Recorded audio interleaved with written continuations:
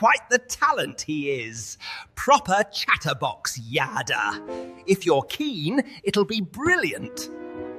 Today, we're going to keep it simple. I'll bark out a basic command and you watch. Keen to know? He'll set your tail wagging. Does mine, hence why I'm backing him. Right then, Wookie here. Do take a seat, won't you? Give us your full attention while we listen to my pal, Yada.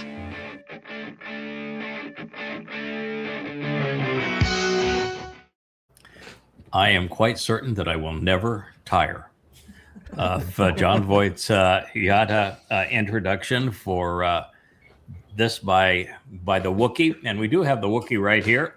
Handsome Wookie has earning his place, but that's as good as intros ever become. All right, so we have, well, I guess 12 of us here if we count Kara and the Wookie. Over on my far left, which would be over this other side of the screen, we have the lovely Leia. She is with Kara, and good to have you. Industriously chewing away on a bone. Oh, she disappeared. Then we have beneath her Dr. Jeff. If we can get Leia back. There's Leia. Hey, Dr. Jeff. Good afternoon. Shabbat Shalom. I am looking forward to this very, very much. Yeah, you were off trying to save somebody. Actually, what you did is you prolonged their life long enough for them to say quality goodbyes to their family during our last broadcast, correct? Yeah, that was one of the things that happened. As I told Kevin, it was a trifecta of that woman, and then a young man, and then another gentleman who was in cardiac tamponade. So I was dealing with three things at once, but she was the main item. Mm. Well, I'm glad I guess it worked out. I mean, she didn't survive, but she was able to live long enough for her family to come in and for her to say her goodbyes. And that's the family was grateful. They were grateful and very, very, very kind and appreciative. Lovely. And we have Mike. How are you doing, Mike? Good. Yeah. Good. Been working, trying to figure out Leia's questions on Facebook. He's a good student. Okay. He's a very good student. Oh, yes. Mm-hmm. So Leia has, you have a Facebook following now? No. Just intellectual Torah banter between two astute students. Okay. All right. It's funny now that I'm not spending any time on social media. I don't spend any time on X or Facebook or YouTube or any place else. We live stream these programs, but spending all my time now on our own website in communication. So it's nice to know the that. Question was what the lilies represent on the sails of my ship on the latest promo. Oh, yes. Yeah. What do those lilies mean? Yeah, we call them. Who are those lilies? We call them invites. In fact, we're going to go through the website here in a moment, and we'll talk about how we're presenting those. But I hope you passed the test there, Mike. Oh, yeah. I got the Hosha one right. Did I get the, let's see, the Shamanim Eduth and Shushan Eduth one right? I haven't looked today. I've been busy. Okay, well, I'll look at it. I'll definitely look at that. On further notice. Facebook illiterate, so I didn't it's under tag review. you, I think, on those, but I tagged you later. Yeah. All right, and Will, what's going on in your life? Hey, Shabbat Shalom, everybody. It was a great week, and this is perfect because I wanted to plug the website. The website is it's phenomenal, not just the translation end, but you're just able to search the books very quickly. And I told you I was doing some work on the stem, so I could look up, for example, the Hofal stem and see, and you mentioned that hundreds of times, and sometimes it's repetitive, but then you might find a gem in there. And I was blending some of that with James's cheat sheet on the stems and conjugations, and then doing some of my own research. But it's just such a great resource in one spot. You can just get so much done on that. I'm grateful. I was very upset that the last website was hacked like that. I felt deprived a little bit, but now it's back and it's far better. Yeah, it is far better. And it was a hideous. And more beautiful. It's a hideous thing that they did, and that's one of the reasons I think that Yahowah devoted the 57th chapter of Isaiah to dispatching them to Sheol. But the fact of the matter is, it was the impetus to get our good friend Joe programming for us. And so when it went down, he was he did no other option at that point, pal. You need to bring up the new vision. And we had been working on it behind the scenes for 3 months, but we had to go live with it. And we've been sort of testing it and improving it along the way. And we're going to talk about that website today as part of this program. But thank you for mentioning that. I think that from an elegance point of view, the new website is amongst the most beautiful you're going to find anywhere. But it is also exceedingly robust. That site has access to so much material, and we're working on some things behind the scenes that you don't know about. Yeah, it is. It's the best of all worlds at this point. It does Facebook better than Facebook on blogs. It does YouTube better than YouTube on videos and blogs. It does a book presentation site better than any of them because of the search engines that are associated with it, and also the translation tools that are all there. In fact, as you were speaking of the grammar cheat sheet, one of the things that would probably be helpful between Will and JB, if you guys can create a version of it that works for the site, then we can take the translation page, which right now has translations followed by Dead Sea Scrolls and glossary, and we could add yet another link, which would be the grammar index and tools, and that'd just be another nice resource to people. And the That was media actually the team hope. could also put together a video. Yes, we could. I'm sure Craig and Leah and my precious family, as you're going to discuss in Yirma'yah, you have the ultimate authority and recommendation and endorsement from our Abba. Yeah, It says it it's plain. both in Yashayah, I mean, in Yirma'yah, and in Yashayah, and in Hosea, all three places, Yahowah says that the future of instruction of his people is yada Yahowah. So you don't get a better endorsement than that. It means that this has been a collaboration, and God's pleased with what we have achieved together. If I may, it doesn't stop Yisra'el from spitting in our direction. No, but we are leaving behind, though, a very beautiful legacy for those who do want to listen. That's right. For those who do want to shamar. Yeah, the purpose of the website, and we're going to tour it again this evening, is to provide access to high quality information in every possible way, such that those who are interested will find the truth. It's all there for anybody, no matter what angle or what device they're approaching us on, and it's a beautiful thing. As far as people hating us for it, so much the better. That is goes with the territory. Yeah.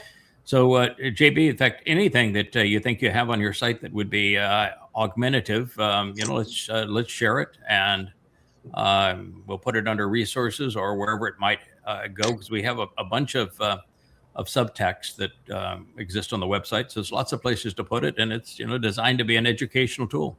Yeah. Sounds good. I'll reach out to Rich about how to get in there and work on that. Okay. Yep. Well, you're looking like you moved into a different room. It looks like you're in a guest bedroom there, my friend Captain Kirk. Same place. I just let the light in. It was getting kind of dark. So, okay. That's actually the same place. Okay. We never saw the background before. Just we knew there was a picture in the room, and it's as your wife says, you are, since those are all your drawings, you are well hung in your own bedroom. Nice to have the wife's endorsement in that regard. Absolutely. Yeah. And Kevin, here you've come up from the depths of sickness. You self-inflicted coma the last couple of days, so you can recover. You're still looking a little white at this point, but out here getting some vitamin D. So you're out there on our pool deck. So it's nice to see you there. It is getting late in the day. You won't need any more sunscreen at this point, but good to have you here on our pool deck. It's good to have the family together. We're going to actually, and we have Rich and Perry off to the side. I don't know if Rich has a way to say hello to it. There he is. Working in the background. Hanging. One of these shows, we'll put a remote camera on behind Rich so that you can see the 5 or 6 different screens that he is monitoring simultaneously. It is quite a job. We did rearrange that one camera tonight, so it's a different shot. So. Okay, all right. Well, good to have you and everybody here. We have Perry over in the corner. He's out of camera range currently, but over in the far corner is Perry. So, what do we want to do is what we like to do on these programs when there is a new song. This one is called Sing Boldly. It is a song that I have not heard yet. So, and I understand there's a number of them in the pipeline that are really good too, that I have not yet heard. So it's always a surprise and a wonderful way to start. And we will, after we hear it, we'll also show on the website how you can go and all of the songs will eventually be listed on the website. I think we now have about 55 or so, maybe 60 of the 80. But we've had a number of people comment that the songs are in many ways a more effective way for us to reach the target audience of Yisra'el than even are these vlogs or the books. So powerful message, and God's all in with songs. I mean, you have well over 100 of them, upwards of 150 that made the final cut, and even the mashal are written in a prose that could easily become a song as well. So it's God's preferred style. So let's go ahead and play Sing Boldly.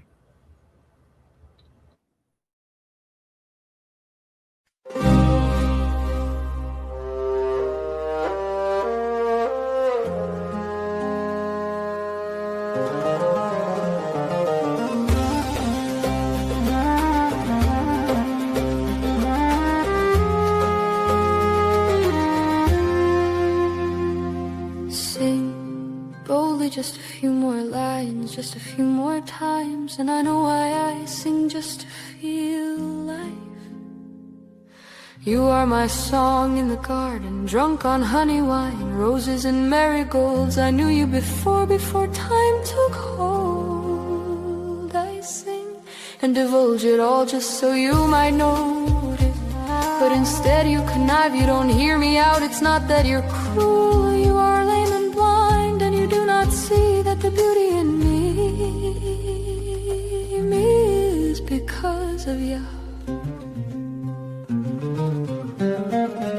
Tell me, what do I do to get you to hear this song? Places blood of my love abound. Mix it with ash and the dust from the ground, and mix it with blood and mix it with love, because you mix it all up. It's the price we pay for being wrong. Tell me, when will you get it right? Get back the eye just to get it right. Do I have to crawl right through time, or did you notice when I spoke in your ear all the things you have not heard? I've been dancing in your silence, I've been learning while you are stagnant. I've taught you to garden and I brought you fruit. I've been listening while you turned away. You act like nothing's wrong, even when I sing this song. You do decay and waste away.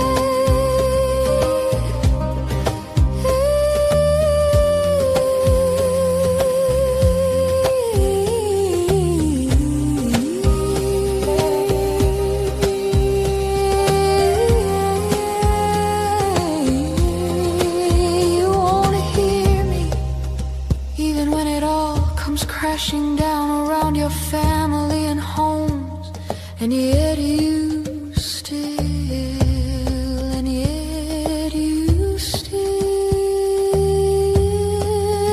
and yet you still do not know what's wrong, what's going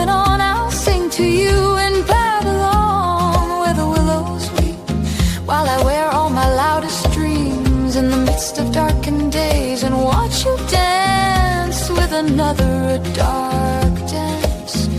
Has he got you feeling all alone, sullied and bruised woman? The sheep have gone astray and far away. They don't know where they have been, where they are going, or how to get there. Wolves are turned to the right, chased into the jaws like prey.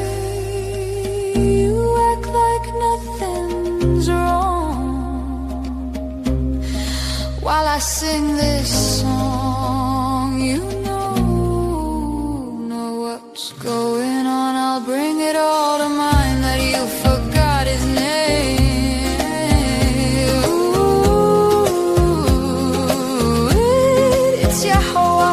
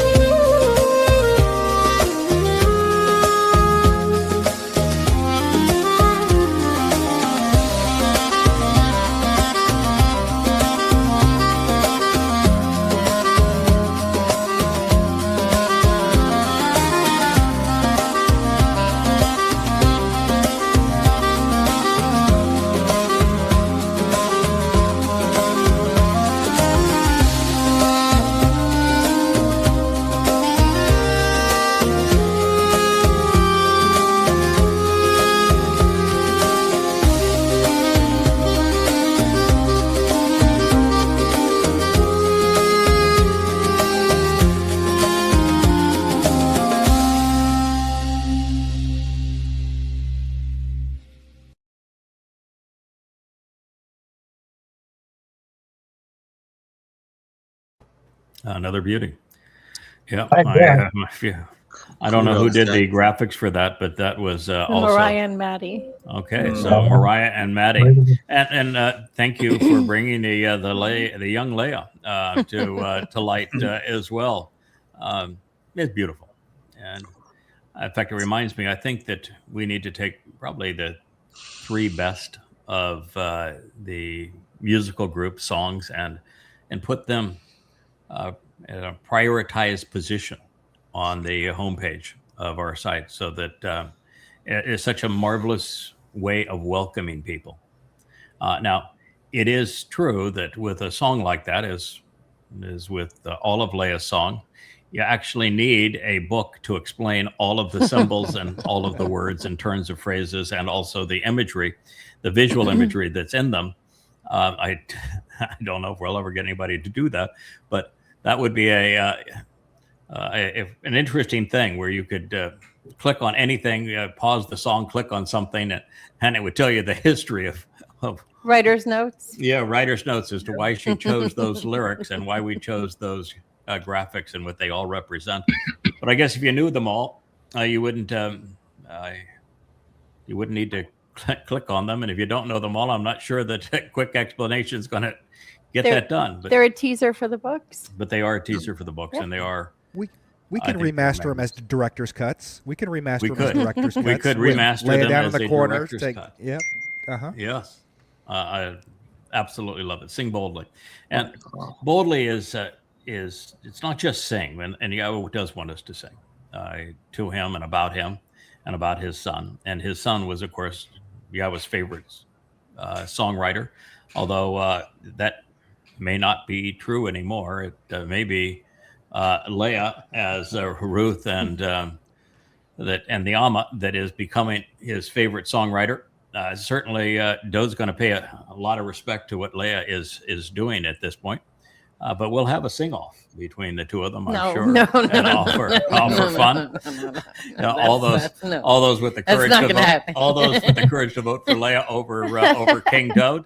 No. Over here to the side. That's fine. I think we're better as a duo. Mm-hmm. Okay, well, we'll see. A lot of people don't know is that Leia writes these songs off the cuff while she's working with Suno. She sets up her concept, and so these lyrics are coming out while she's creating the song. Yes. That's why Perry's having problems. Where's the lyrics? She What lyrics? off the cuff.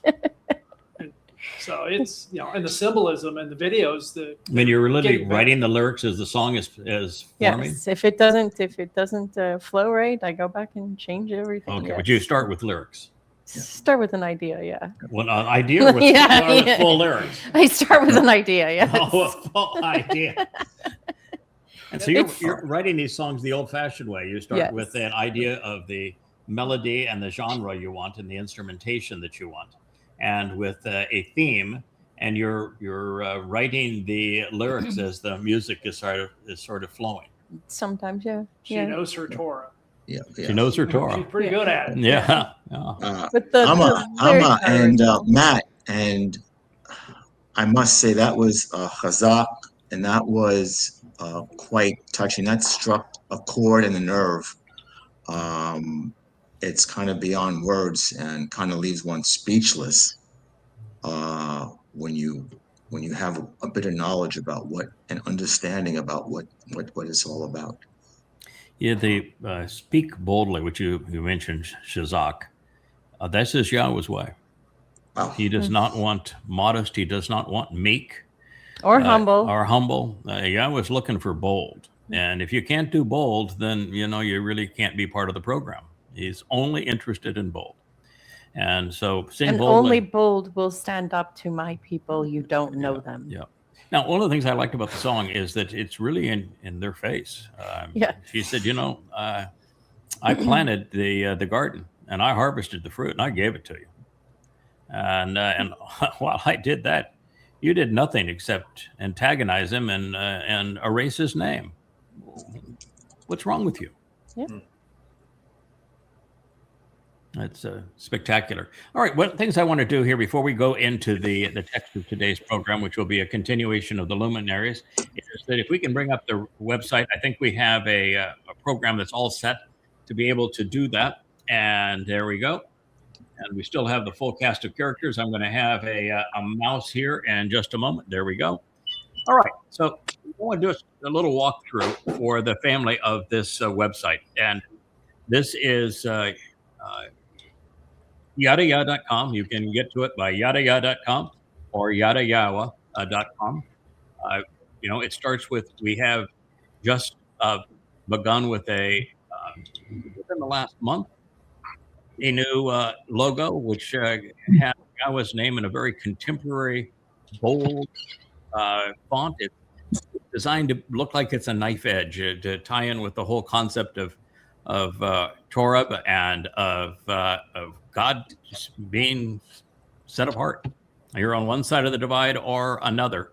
And so we wanted something that was as hard as steel and having a cutting edge, and then to put that modern menorah, his symbol, in the middle of it.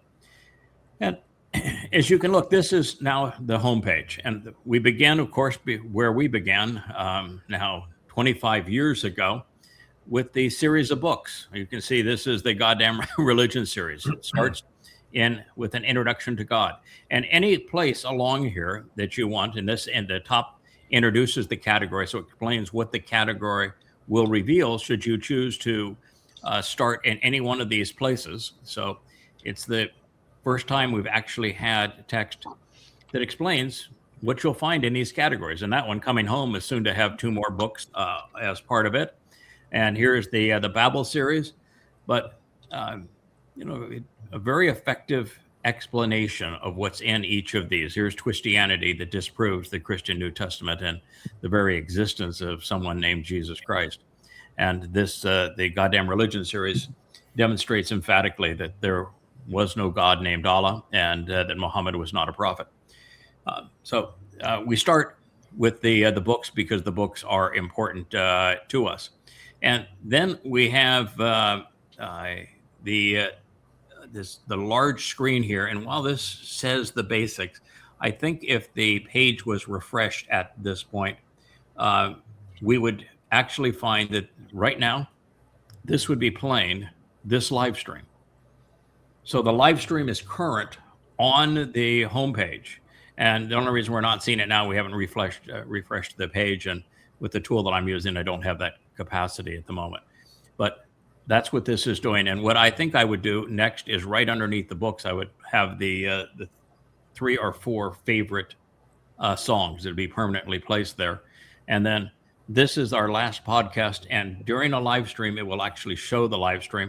What we're working to do here that we'll have probably within a week's time is that if you wanted to watch the live stream of any show, you can do it at Yahowah.com. You're still showing credit for having been at YouTube. This is pulling it from YouTube Blue. And so it still shows the time watched there. What we're trying to do is to see if we can incorporate the comments so that the comments have a legacy right here on the site as people were watching it and we're talking about it and answering one another. So that's the next contribution to that particular page. And this shows some of the last videos that were posted on various places around the country. We are around the web, and we have then some of the favorite and more recent shorts here as well. These are Kevin's shorts. So that is the homepage. You go all the way down to the homepage, and you'll see there's also links. Like we removed me from the top of the homepage, but this would be my background and a way to communicate directly. And there are other resources here and things that like the events of October 7th in Israel. This is the 10/7 memorial. You can click on that and you will see everyone who lost their life, and that's a tribute page to them. So many things here. And you also notice that if you go down to a long page like this one, there's always an up arrow there that just takes you back to the top of the page. So if you click on the first thing on the header, it obviously takes you to the books. Now, the books, and we're going to go through each of these, but every one of these books, you click on the books, it opens to what we call a page turner book, and you can read through them at your leisure. You can start with the table of contents. You can go directly to any chapter here by just clicking on the chapter, and it'll take you to a new chapter. Remember where you were the last time you were reading one of these books. So if you've been reading a book, the next time you go into it, it will say, would you like to resume where you were last? Now, we know that under searching this under Rich's site, we know Rich hasn't been reading this book recently because it didn't say, would you like to return to where you were, Rich? But it can do that as well. And then we have all sorts of tools down here. And one of the things we've been able to do is you can copy and paste anything out of these books onto a Word document or any other kind of document, because we've released the text to be able to do that. You can change the text size, change the way that it's manifest on the screen. You can bookmark it, you can print it, you can go forward and back, but all sorts of tools for each of these books that is presented here. And you can click on the logo. It takes you back to the home page. And also on the books, which you'll notice is the search engine. You can choose to write in like 3 or 4 words here for a phrase where it'll search each word individually or only if it appears in the phrase. You can have it, you can choose the series that it searches for that in. Like you can say, I want to know about Shabbat from the volume on years. And you can choose it to do that, or you can have it be all volumes. So it's a really nice search engine. It's a much more effective search engine. It gives you much more control than anything we've had previously. But as you can see here, we have all 9 volumes, including the most recent volume of Yisra'el. The reason we have 3 logos or 3 icons down here, and you can see they turn blue when you go over them, is this would be the page turner book. So the 3-dimensional format, which I think works really well on phones, and it works really well if you want the effect of actually holding and reading a printed book. And then if you want a PDF of it, which a lot of people just like, just give me the flat PDF and I can read it on my computer or a tablet or a phone, that'll present the PDF of the book. And this will take you to the bookseller. Amazon prints all of our books. it'll take you specifically to Amazon. And if you prefer to, hold the book, this is time of trouble. If you want what I have here, and you want the 825 page book, well, you click that, and it'll take you directly to Amazon for you to be able to buy it. So it's really quite an impressive thing. And here's the 5 volumes of observations. You can see they've all been remastered with the new logos. They all have new cover art for them. They're really beautiful in the way they're presented. Here's the 5 volumes of Twistianity. And you'll notice everything here is free in its entirety. There's no teasers here. You want to read goddamn religion? There's 4,200 pages of analysis. This is the first time that the Quran has been ordered chronologically, set into the context of Muhammad's life, and documented using only the oldest Islamic sources as sources of information. So this is something that cannot be, there's nothing in goddamn religion that can be refuted. Because if a Muslim were to try to critique or rebuke anything that I have said, they have to annul their own scriptures, because the book's based entirely on these oldest Islamic sources. And I've just put them together so that the Hadith explain the Quran. The same thing really is true with Christianity. I began by analyzing Paul's letters, and then we went to much of the Christian New Testament, from the most ancient documents to how they were changed over time, to just annulling Paul's words, presenting this is what Paul said, this is what God said. We'll put them side by side. You choose who's right, because they both can't be right. And then you come down to here. We have a lot of people that wanted to know our past, how we came to this position. So that's the book and the company. And again, we go next to a vlog. This is the place where we have made the biggest additions. If you look here, every one of these is a category. So if you want to know about the Antichrist, which is Donald Trump, there it is. And you can choose the category, and it'll take you directly to it. Chakma Chodar was one of the large series we did. Every show on Chakma Chodar is presented in chronological order all the way through. And then you come to Coming Home, and this was an early series we did, a really important series called Dode Song on the 89th Mizmor. Every episode. And what we've done here is what you can't do on social media. There is no social media account that enables you to organize your videos. You can put together a playlist, but that's the best you can do. And YouTube and the like, they all choose how they order things or how they choose not to order things. It's just a cluster of whatever it drives their algorithm, but it isn't the way that intelligently you'd want to cover a subject. Like here's Dode's fulfillment. The final word picture was transformative for us. That was a very recent addition. And, you can click on any one of these. And the nice thing is they don't take you out of off this webpage. And yet this is playing on YouTube. So the YouTube minutes all count. It's all playing on YouTube. And yet it is all while you're here on the website. And, here I made a comment on this. And that comment is always available there. And it also would be presented in our chat capability. So anyone can add a comment. Like we wanted to add a comment now. I don't have a keyboard here, but you'd add a comment and you could agree or disagree with me, or say, I liked it X minute of this video. You brought up this point, or I have a question about such and such. This is the best way for us to communicate and to share our thinking and insights. You may just want to say, I agree with the point you made on such and such. Yep. Look at there. There's the Wookiee. He's working it.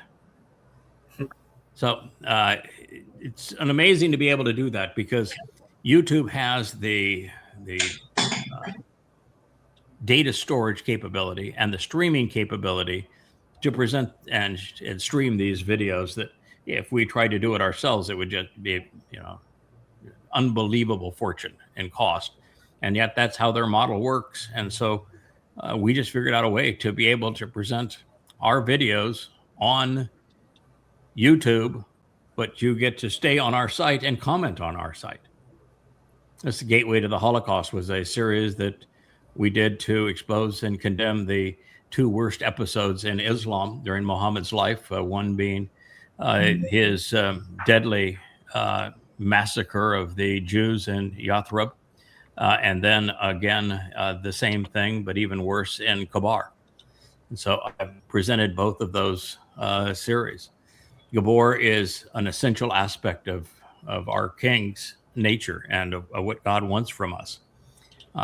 In the Garden was a series where we talked about what happened in the Garden. That's so important. These were the letters that I wrote, open letters to Israel, about how you should have responded to 10:7.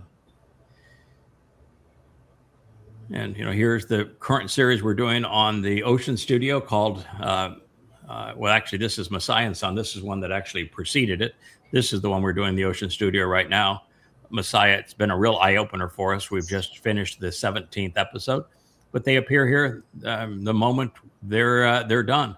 Muhammad's Criminal Enterprise was the 6-part series that we did on the first terrorist raid of Muhammad at Badr. It's a real eye-opener into the nature of that religion.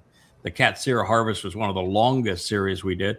And if you see a Shabbat family hour in it, that means that we devoted that family hour to this series, which is why it's listed in the midst of all of these. But look at all of the shows we did on Katsir Harvest. These are the times that Yahowah brings his people home. What's 81 of them, but all here organized for you. This series is returning to the Garden because that's where God is bringing us back. He's coming full circle with us so that we have the chance to return and demonstrate that we, in fact, were worth the investment, that we can be trusted, that we can learn, we can listen, we can respond appropriately, we can engage and contribute to the relationship, and that when we stumble and fall or make a mistake, we can learn from it. That's what God is looking for us. This is a series of the Shabbat Family Hour presented, and Solving Puzzles was one of the more interesting series we did. Another one here on the Sukkah, Camping Out with God in the End. And look at Appalling Twistianity as we explain why the Christian New Testament is rubbish. Every one of these shows in and of itself destroys the entire nature of the Christian New Testament, and it's just one after another, where we really tear into Christianity. 60 episodes in that series, and we've done another series on the Mother Goddess cult, which is something we exposed in a program here yesterday. But pretty darn amazing how many things there are, and every one of these things you can comment on, you can play live right here on, and not even leave the site, and you can go directly to them through this sub-menu. What we tried to do also is that because every venue in social media has a purpose, Facebook and X, for example, are quite good at presenting a blog, which would be, you see an image, might be a short video, and people comment on them and they distribute them to convey a message. Well, what I'm doing is I'm taking a feed from one of those social media sites and I'm adding an introduction to it. So I am saying here that, here's the incredible shrinking MAGA, and it's the article was presented such that it says that that MAGA is melting down to its core, and so I shared that and what it actually means to us. This Kash Patel has been accused of being an alcoholic, and that he is now has a letter where he admits that he was so drunk that he was arrested for peeing in public. And now, so what I have here is, yikes, a pooper and a peer. You've got Trump that poops in his pants, and his head of the FBI that's peeing on sidewalks. it's quite a place we've fallen. But here is another example of something where you have the poper as opposed to the pooper, and look at this disgusting thing he has here. It's not only a dead God on a stick, but it's contorted and perverted, tortured God on a stick. And I said, so he's talking about how inappropriate it is to be perverted, and I say, and yet he tortures his pet God on his perverted crucifix. And then you can click on a comment and, religious pervert with a dead God on a stick. You can like that. You can dislike it. You can add to it. You can add your own comment. But it's a very interactive blog now where you can make the comments and stay on our page. Previously had to go to Facebook to make the comment. You don't anymore. Just click comments and you are good to go and say whatever it is that you wish to do. And commenting on the news is important for us. It's very important that we're informed and that we comment on political lies, religious lies, the world wars, economies, all those things that play into the prophecies of describing the politics and economics and wars and religions of our time. So this is designed to keep us current. We have a whole series called Basics. That series leads off with 8 programs on Yahowah's name. And here they present appropriately in order. We did a series on the spring Moedim. And then we began a series, which we finished today, on Shabbat. There's a lot to say about Shabbat. And we're going to be, adding to the series on the Luminaries. And we will continue to do that going forward. In fact, I think this actually is the Shabbat show that we're doing right now. It is showing up already under Luminaries. It's just not categorized yet. But that's our current show, and our goal is to get all of these things in their proper slots, and they will be there shortly. And of course, you can do exactly the same thing with all of these. You can comment on them, and your comments will be retained for the next person that looks. This is my favorite part of the site. You see, this is I'm surfing under Rich's name here. We have just changed this so that yes. It comes up in topics, and no matter what topic you choose, here is Luminaries. This is coming home, and so I decided, all right, I have presented the chapter 1 and chapter 2 so far of Coming Home 2. I've written, I don't know, about 16, 17, 1,800 pages for Coming Home 4, which will be broken to Coming Home 4 and 5. I've started begin at the beginning, and I think I'm 10 chapters into it in the beginning. I've shared 2 of them, but you can click on this, and it brings up a Word document of that first chapter, everything properly formatted. But this chat has been so well done; it will do what you can't do on either Facebook or X. But this is chapter 2 of volume 4 of Luminaries. And it's presented properly formatted. Here the bold, the italics, the amplified explanation, and then the commentary. In fact, this is where we are today. We're going to be pursuing this very text in this program.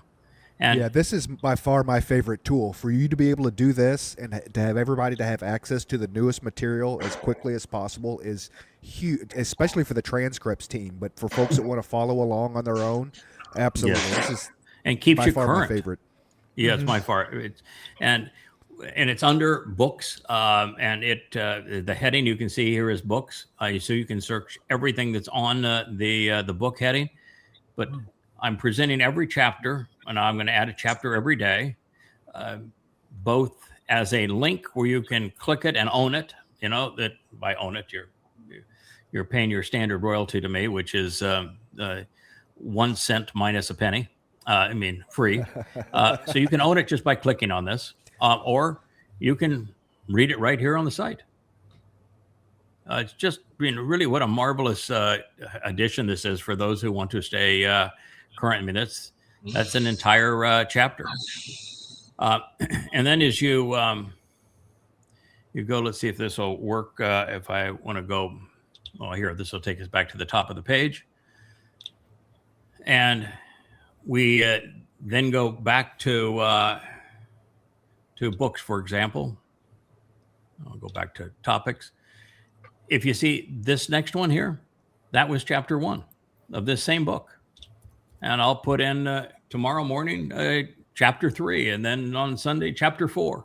And we'll just keep on adding. So if you want to stay current with us, you're going to be able to do so through the book tab. So there is the book tab. And if you want to just look at announcements, there are all the announcements that we have made. There is a Towrah tab for Towrah studies. You've got a tab on the shows that we have done. So, and then you can just look here and say, okay, I want everything.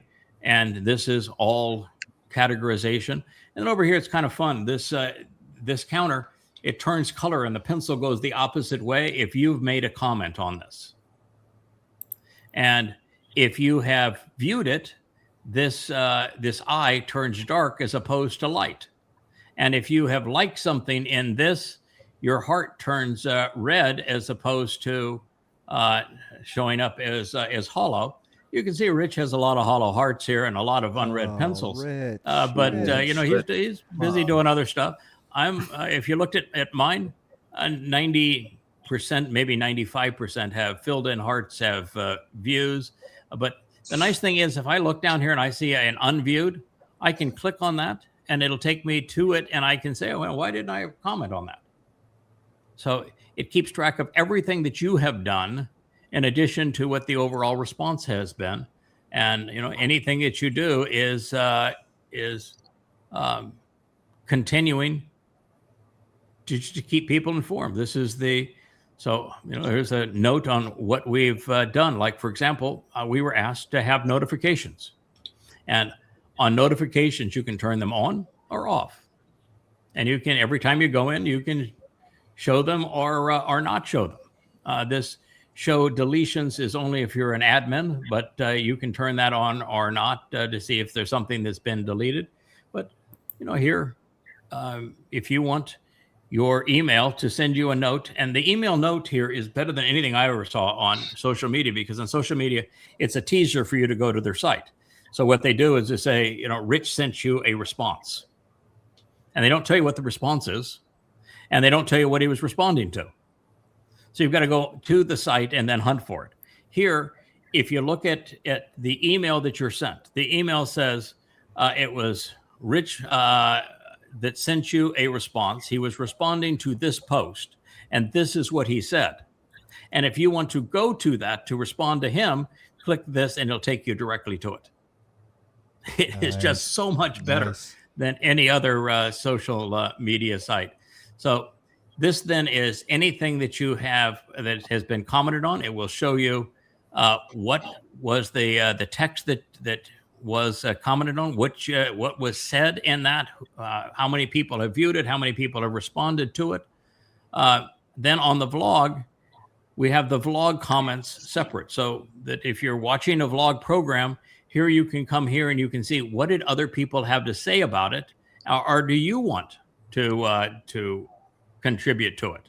And while you're open in the comments there, it will actually play that particular vlog.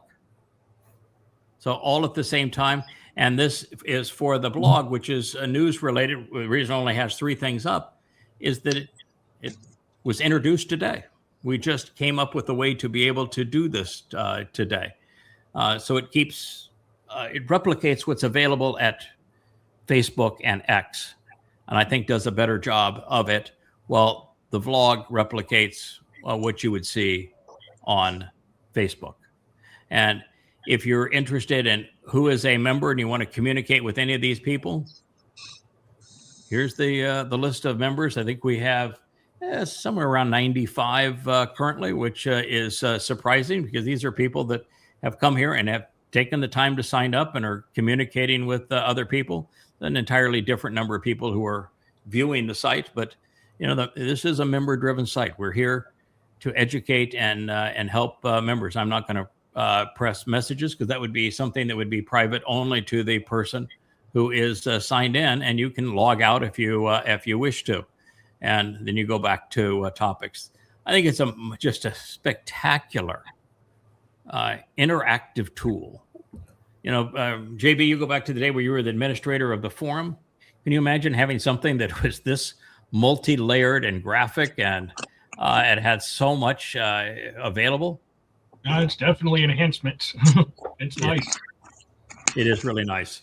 And you can pick your topics. And one of the advantage too is if you go by topics is that rather than opening up a new topic, you can search to see, did somebody already open a topic like that? And what did they have to say when they did it? So you can contribute to an open topic, like on the fall of man. This is the new channel, which is the channel that does the children's programs. So it's they're all beautifully categorized. It's one of my favorite parts. In fact, it is my favorite part of the site. It's what we've worked so hard, and I didn't think anybody would be able to do it, where you could take a website, and on a website you could replicate a Facebook instant messenger. You could represent the Facebook blog and the X blog, the YouTube vlogs with their videos, and that you'd have it all here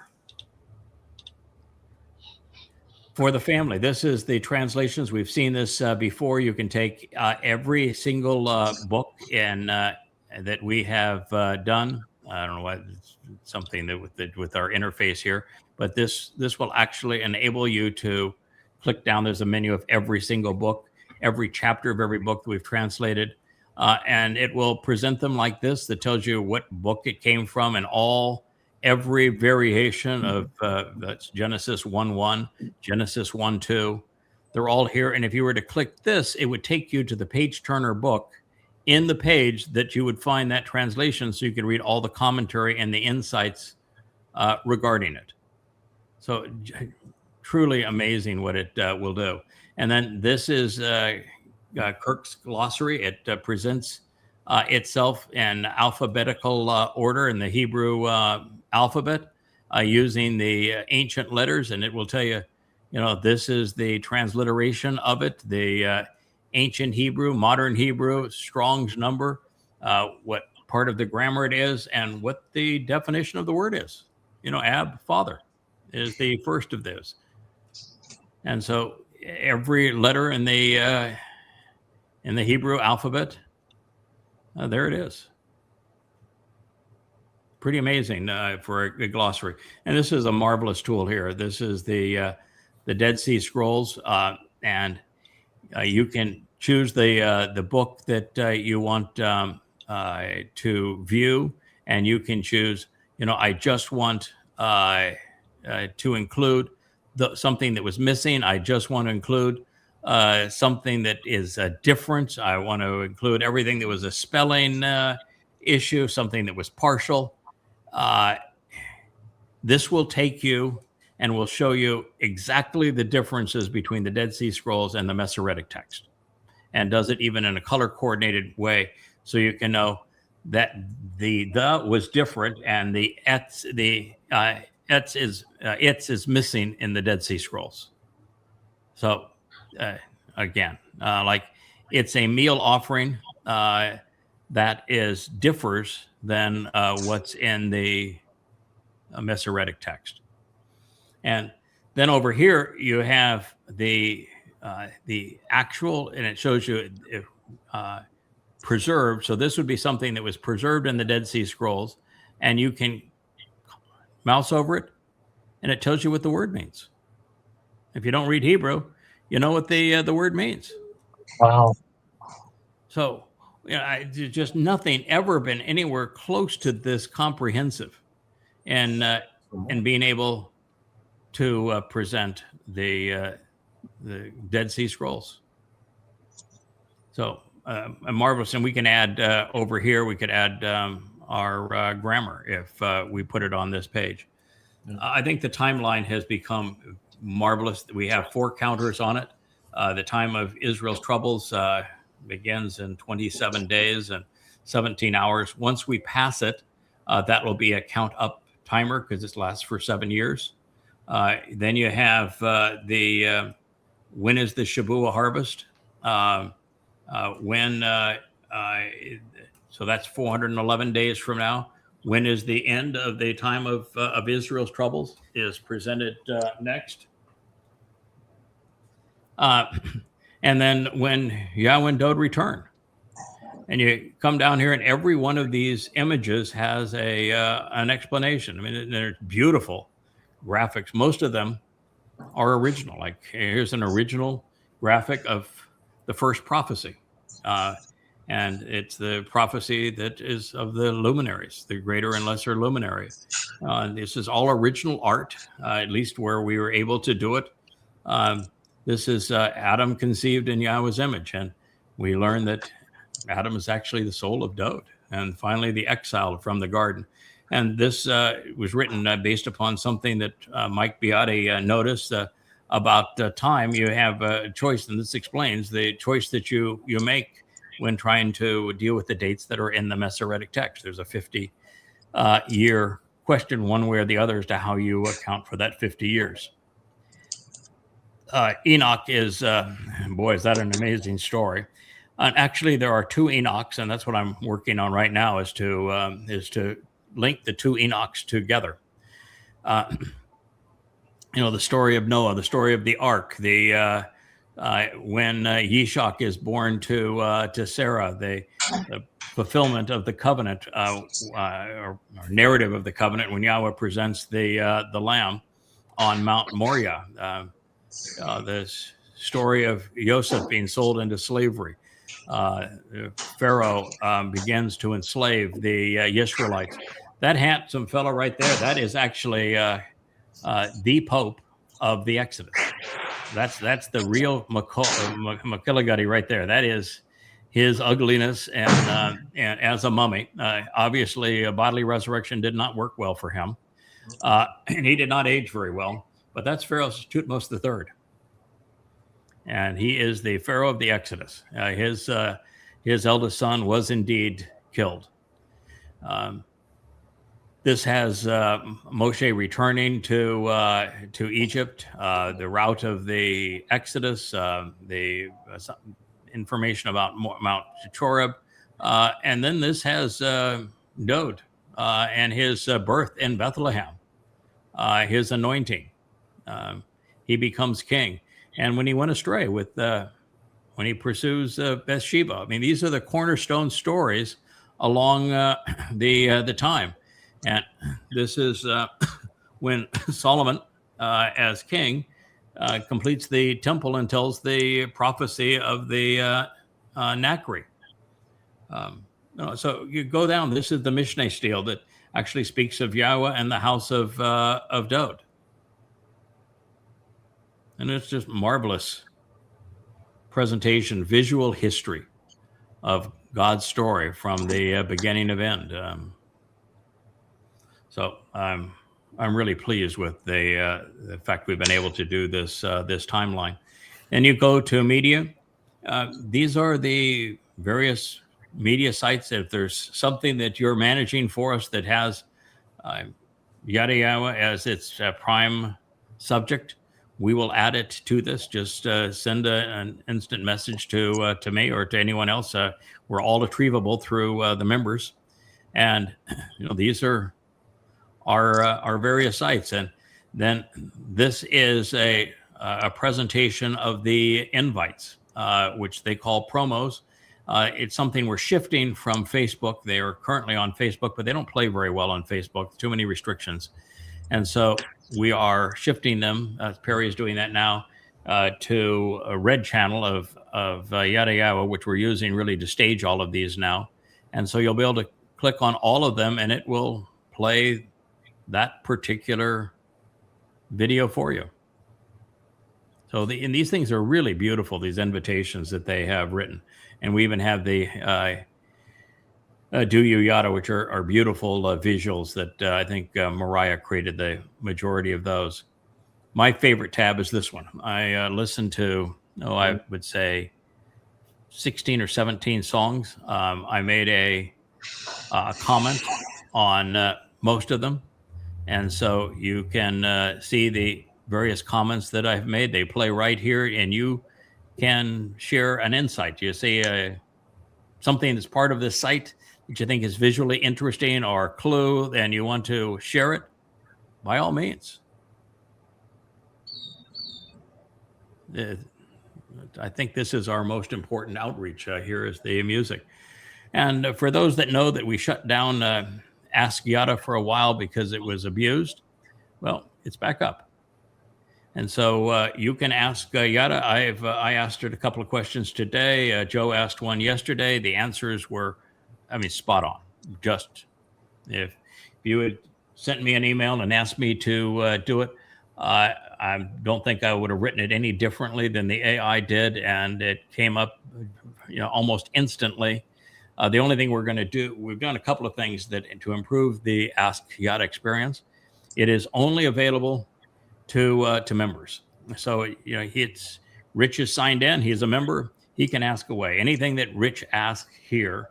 He could say, "Is Rich the most handsome of them all?" And Ask Yada is going to do the best it can to answer that question. And Perry is the one who's been managing the questions and answers and been posting some of the sample Q&As here. But now we have in the administration tool the ability to review every one of the AI's answers and rate the AI's answers on a 1 to 100 scale, and then comment on what they did right and wrong. And then if the answer they gave is terrible, we can say, this is the answer you should have given. So Perry is going to be the taskmaster of the AI here, but it's live again. All you have to do is be signed in as a member, and you can ask away. And I would tell you that the things that I have seen recently are really, really good. So there we go. What do you all think? Wow. Love it. Amazing. Joe's Yeah. done a fantastic job. Yeah, that Dead Sea in the translation section, that Dead Sea Scroll section, that got by me, and I'm actually excited tomorrow to go and start playing around on it and pulling up the Dead Sea Scrolls and analyzing things from that perspective. Yeah, there's things that are embedded. We one time we had every one of the pages and the functionality up here at the top, but if you do that, it won't work on a phone anymore. And we could fill this entire format, but everything we do has to work on a cell phone because most people initially view a site on a cell phone and it has to look organized and appropriate. So there's only so much we can put up there. So there are things like media. You have to click on media to know that there's invites and Do You Yada are embedded underneath it. Or if you click on translations, you'll find that the glossary and the Dead Sea Scrolls are embedded underneath it. So there are a fair number of things now that are embedded underneath things. And on chats, we have chats on topics, direct messages, getting to know who the members are, the comments on the blog, comments on the vlog, and just overall comments like on music or anything else on the site. So there are sub-menus under things that are pretty intuitive, but the site is really robust. I don't think there's a better website anywhere than what we have done here for the purpose of developing and educating God's family. Craig and family. I'm sorry, Jeff. Excuse me. I don't want to interrupt. Go ahead, No, please. go ahead. You were first. Go ahead. Jeff, you go first, and then Kevin. I was going to say that what's spectacular and amazing is that the prophets have spoken through Yah, knowing that you would be successful at this moment in time to achieve this at this stage. So this is over 2,700 years old. Think about what had to happen to do this. We not only had to have the content, of 35 books, 25,000 pages, that we were comfortable exposing to the world for free and could afford to expose to the world for free.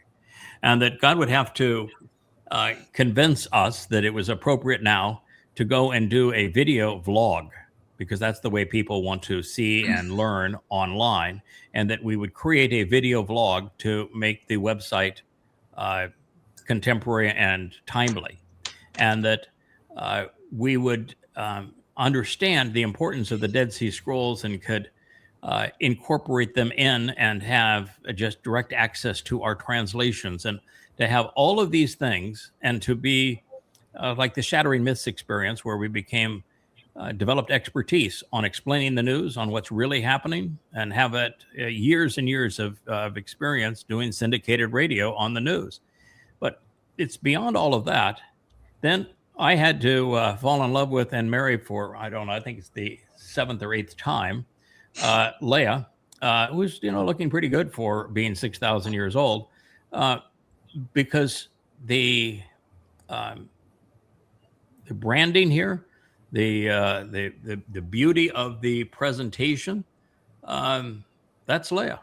She was the one that came up with the idea of repositioning all these books in this format.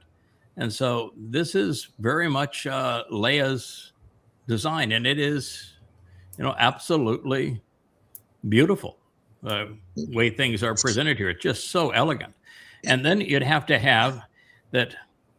Who would have thought that 35 years ago that a man named Joe Page would come into my life, and that we would develop what was at the time a vastly superior retail experience to what even Amazon has now, and develop a whole economic e-commerce engine from scratch, and that we would develop that together. And then when the time comes, Joe would be available again after, a 35-year relationship where we're best buds, and he and I would work together to create this site. And to have all of that just come together, and then have when Rich came here, so we'd have a far more professional sound and audio and programming, so that the programs were not so flat and sterile, so they're interesting. I mean, that had to happen as well. And then we had to have a Kevin. You had to have a Kevin. Kevin is the guy quietly behind the scenes that makes so much of this happen. So I want to tell you this: there's a lot of stuff that had to fall into place, or was orchestrated, take your pick, by Yahowah, for him to have endorsed Yahowah 2,700 to 3,000 years ago. There was problems. The last thing I want to say, Craig, before give Will the platform, is that when you go back to Breshit 1:14, looking at the words, the letters of your name, and I would have our buddy Captain Kirk verify this. Yud, Aleph, Dalet, Aleph. Your mission is defined throughout the Torah and the prophets. If you look at what those letters mean, the symbolism, and just that, Breshit 1:14, and take, for example, Mashal 30:14, and there are so many more. But your mission is defined by those letters. Yeah, opening the door for the observant, opening the door to see. That is what Yada means. It means to open the door. It's the hand coming down and out with the door, and then the eye. It means to open the door to see. You're first and foremost, and your Gadolim, just the whole litany of it. It's just quite stunning. Kirk, you joined me when back in the days. I don't even know if I'd started. I don't think I'd even started Shattering Myths at the time we first came together. But I was doing talk radio interviews. I think I did 10,000 of them all total, and that's how we met. But could you imagine having gone from that to this? No. I expect big things, and I know we do it because I know who you are and what you're doing, and I'm amazed at the progress we made. But this is, I'm just sitting here, I'm stunned. There's so many toys to play with, I may never be able to sleep again. Yeah, and I need to sleep again. Yeah, and it's one thing to have a robust capacity to convey enormous amount of information in an organized format, which is what this does better than anything. But it's also artistically beautiful. Oh, indeed. It's one of the things that I'm most pleased with is I wanted this home for Yahweh's name to be beautiful. And it is. It's beautiful. Well, I tell you, you have to hand it to Leah as well. I mean, gosh, you see her fingerprint everywhere. It's just beautiful. It is. That's It is. right. That's one of the reasons why I get so frustrated when she had that group of mean-spirited women that decided they would attack her and demean her. And you're saying, "Oh, come on! Do you have any idea who you're dealing with here, or what this woman's relationship is to Yahweh? Forget about the fact that of our relationship. Think about her relationship to Yahweh. Yeah. And you're going to screw with that? And you're going to demean her? You think that didn't work out well for Miriam? How do you think it's going to work out for you?" Yeah. Was it Will that you were in the midst of saying something? And Yeah. Was there any thought given? I didn't notice a section for testimonials, but, this is, and I know a number of people did them. The thought of it encourages me to get mine done. But, we're leaving a legacy here. People are going to go to this site and everybody wants their products reviewed these days. They all want testimonials because they're very powerful. If you could have it, maybe a section with that. I don't know if that was talked about. I will I'll talk to Joe about it now or tomorrow morning. There are 3 or 4 of them that appear now on the site, but they're not organized in that fashion. And right. When I read the testimonials, what I read is me, and everybody is like me. All of us. Yeah. I really have a very similar story. We all came here in a very similar path, but the fact that path is reaffirmed. So many different ways and so many interesting lives is what I think makes the story so appealing and so affirming. And I don't mean to say that everybody's story is the same as mine, but we all have searched. We all at one time were either political or religious. We all chose to reject religion and politics for a reason. And then we were all found ourselves with God introducing himself to us one way or another. Yeah. And, I read one. Relatable, Yeah, I read one today from somebody that has been posting all over the site and adding really astute comments. I didn't know the person from Adam. I hadn't seen the name before, didn't recognize the name. And then I stumbled upon a testimonial. He explained when he was in college how he pursued various things, and that one day he heard me talk about Prophet of Doom, and he says, I wanted to know who God was, and boy, this guy surely knew who God was not. And he said, I never heard anybody speak, that forthrightly about who God is not. And he said, so, I read Prophet of Doom, and boy, I was, from that point, I went and I started reading Yahowah, and all of a sudden I knew who God was and who he wasn't, and that's why I'm here. It's so wonderful to hear these stories. So what we need to do is on the chat page, we need to have a one of 2 things that we could do it. The way that I think would be actually the most interesting is right here. Yeah. If everybody that wanted to write a testimonial, it showed up as an item that you could click. Or it's something else that we added to here, so that you had, after comments, you have testimonial is a pretty long word for us to put up there. We'll come up with something, but it could be up here, and it could be also positioned here. We'll just make it a topic. Why I'm here. I'll just start a topic, and I will cut and paste mine off the Yahowah group the video testimonials we did off the Yes. Yahowah group webpage. Yes. And I'll just copy and paste it in there, and then everybody else can do the same thing. That way, we're not hosting them on the site; they're still on the Yahowah group. Oh, that's You a know, lovely and if way to do somebody it. Yeah, wants those were and really if somebody wants good. to write it down, if somebody wants to write Yes. it down, they can do a blog entry under the same topic. You know. Yeah, why don't you do this, if you wouldn't mind, Kevin, is come up with in fact, this would be the easiest place to add it right here. So we'd have testimonials right here. Okay. So we'll put in a testimonial tab, and we'll add that tomorrow. And if you could bring yours over and then post and say, this is how I did it. I went to here where we had it posted, and this is the way that I was able to link to it. Okay. All right. I can do that. Yeah. I can That'd even be do a little like spectacular. short tutorial thing or something. Yeah.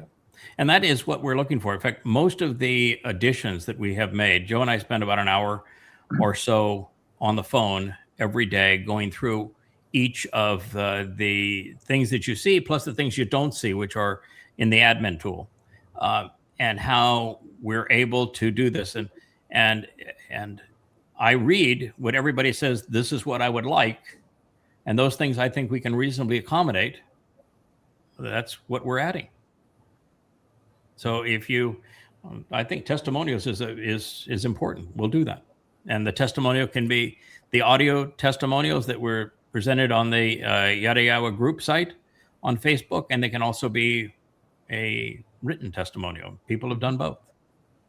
Yeah. We'll encourage that, I think, because I think it's important for others to see how they got there. And if something somebody has experienced resonates with another that's in the decision process, then they can ask questions and comment on it. That's right. Pretty spectacular. So we will continue to improve this, and I'm going to give you your mouse back, and we can go to the regular show. But I can tell you, you can say I'm thrilled with this. I just think it's the culmination of a quarter century of effort, beautifully presented, useful, elegant. There are times when you accomplish something for Yahowah, you say, God, that's good, isn't it? It really is. I can see why you endorsed this. This is really good, what we have been able to accomplish together. And we've only been able to do it because we worked together, and because, we made mistakes and learned from them. We tripped and fall and got back up. We shed a team that God says, this is not the right team for you. And we developed a whole new team. And this is the result. I don't want to discount the amount of content that this site required to go together as well. So, I mean, that is directly to you. That's talent, okay? We talked about this a long time ago. Everybody has their place. Your talent. You sit behind the microphone, and none of this works if you're not there behind the microphone, looking at the camera, doing what you do. And the amount of, sometimes 5-6 hours a day behind the camera, 3 hours of radio, 5 days a week kind of was your cutting ground for it, but to be able to do that, most YouTubers cannot just consistently roll out content the way that we do, the way that you do, because we're all just following behind, and trying to pick up the pieces and make shorts and then do music videos and all this other thing, behind it. But the fact that you can sit there and you can crank out this kind of content day after day after day. And we even had, hey, you need to take a day off and maybe 2 days off because this is turning into a marathon for us, where we've got that understanding.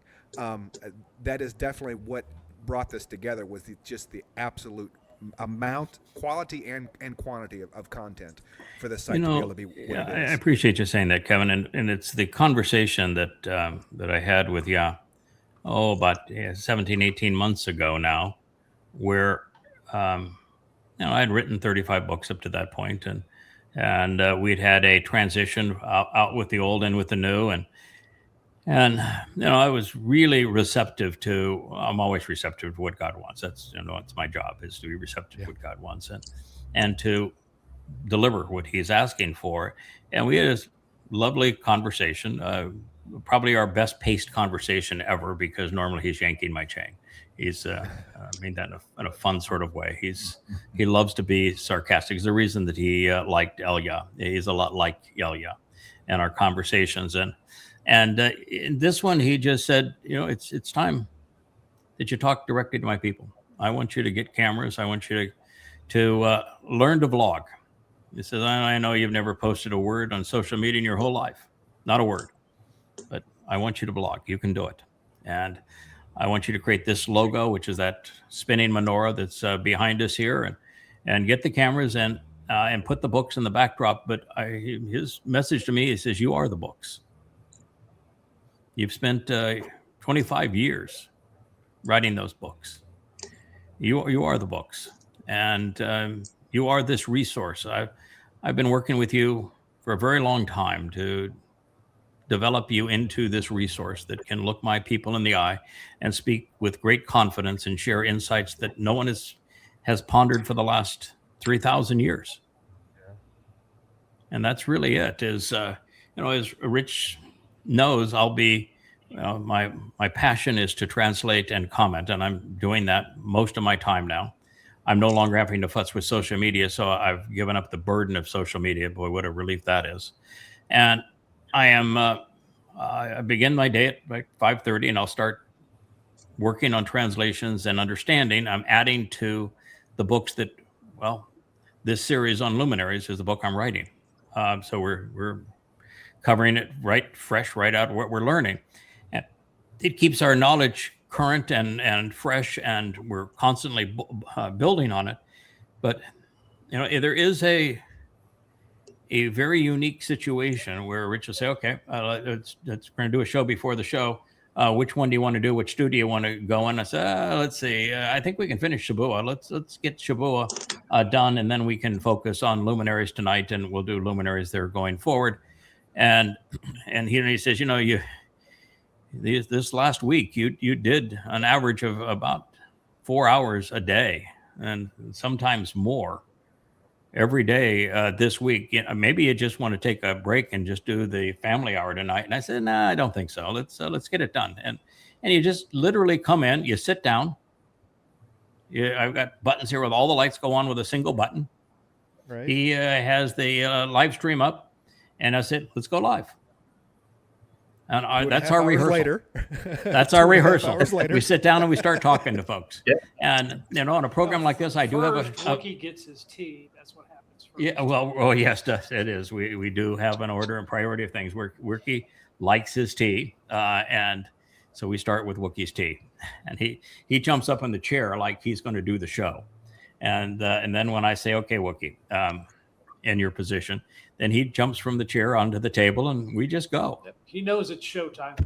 Yeah. And I will tell you, while this chair is certainly comfortable, because this program, I actually have a visual of what the audience is seeing. So it's nice to do a live stream where you actually get to see what the audience is seeing. But that Ocean studio, that is so raw. It's totally vulnerable. You're out there with all the elements. And, you know that this is live. There are no cuts. There are no edits. You just sat down in a chair and turned on the camera, and here's what you get. And, oh, by the way, we're not broadcasting out of grandma's basement. I'm not doing this because I need the dough. Right. We're not trying to be popular here. We're not trying to be an influencer. Yah's taking good care of his choder. And here we are overlooking the ocean, and turn on the lights. Let's go. So it's an amazing experience. And, we've got upwards of 1,000 of these vlogs. Yeah. Yada after 54, Yada after 5,400 years, Hanuk, you are and remain indefatigable, relentless, uncompromising, and Hazak / Gabor. That's just the modus operandi, and it's nothing really to do with me, other than after a number of people were born, and I actually think there's that the two Chinuks are the same Chinook. That's what I'm trying to prove now. that Cain's Chinook, the whole episode of how Cain would deliver this Chinook and why no one could, Cain deserved to be clocked by the locals, and yet said, no, you're going to receive 7 times the punishment if you harm him in any way. And the next thing you hear is that Chinook is, Cain is delivering Chinook, and what he does, and the legacy of his sons and daughters and grandsons and granddaughters. I actually think that it's likely that that was the first, and then the second is just God's going to make a real point here. I'm taking him because this is my guy, and I want you to know that I'm taking him as my guy because I'm going to take one more as my guy, so you know what kind of guy I like. And you're going to see where I'm going to deploy him again. And it's a really an interesting thing. So what it does is it says when you take the 3 guys that God's going to build his story around, they all have very similar personalities. They're aggressive, they're vocal, they're confident, and they never give up. And I think that's what God saw. He says, I've got this guy's bullish, man. He's not going to take grief from anybody. And if you challenge him, he's going to come right back at you. And you are never going to see him give up. And he's going to make mistakes and he's going to fall, but he's going to learn from them. I can use him as an example of what happens when you make a mistake and you own up to it and you grow from it. That's the kind of person you can trust. I'm going to show that he has that kind of personality. And ultimately, I think that Yahowah knew that I fell in love with his son. Yeah. That I viewed Dode as my own. Yeah. And that I married well, and that all the way through this process, I've had the same bride, and that we're a pretty darn good team together, particularly when supporting Dode. And that's why the thing that I'm looking forward to the most right now is translating and sharing all of the marvelous insights of Ruth and Boaz. Yeah. That Ruth and Boaz story, it's 4 chapters. It follows Shaphat Judges. It's the most beautiful, most poignant, most exciting prophecy I think there is the story of Ruth and Boaz. Yeah. She is the Amma who delivers the kinsman redeemer. She is the person that Yahowah fell in love with. And she's Leah today. And I'm here to tell you I'm Boaz. Now, Boaz is not nearly as charming. It's the story in Ruth is about Ruth. But Boaz is there, big, as bold as ever. And when you see all the things that we can learn about Ruth and Boaz and what it ultimately means and how they are actually the genuine mother and father of Dode in around 2 BCE when they gave birth to Emmanuel, who became the Passover lamb. It's Ruth and Boaz. So it's a real joy to be able to pursue all of this and to be able to be given these insights. And the thing that I'm so happy about is that what I'm sharing with you, and here we are on Family Hour, we're hour and a half into it. And the kind of things we're sharing now, if you hadn't done what all of you have done, which we've been together for, depending on which of you individuals are, anywhere from 10 to 20 years that we have together. And if you hadn't been part of this for that 10 to 20 years, and you were exposed to what we are hearing from God say now, and how his story is put together, you'd think that that's just insane. It can't be. And yet, if you've grown up as part of this process, you hear it and say, that's exactly the way it has to be. Only thing that makes sense. Oh my God, that's the only way that makes sense. Isn't that is so perfect for the way this story is told, for God to have done this way, for him to care enough about his son to have him supported all the way through this process this way by someone who dearly loves him.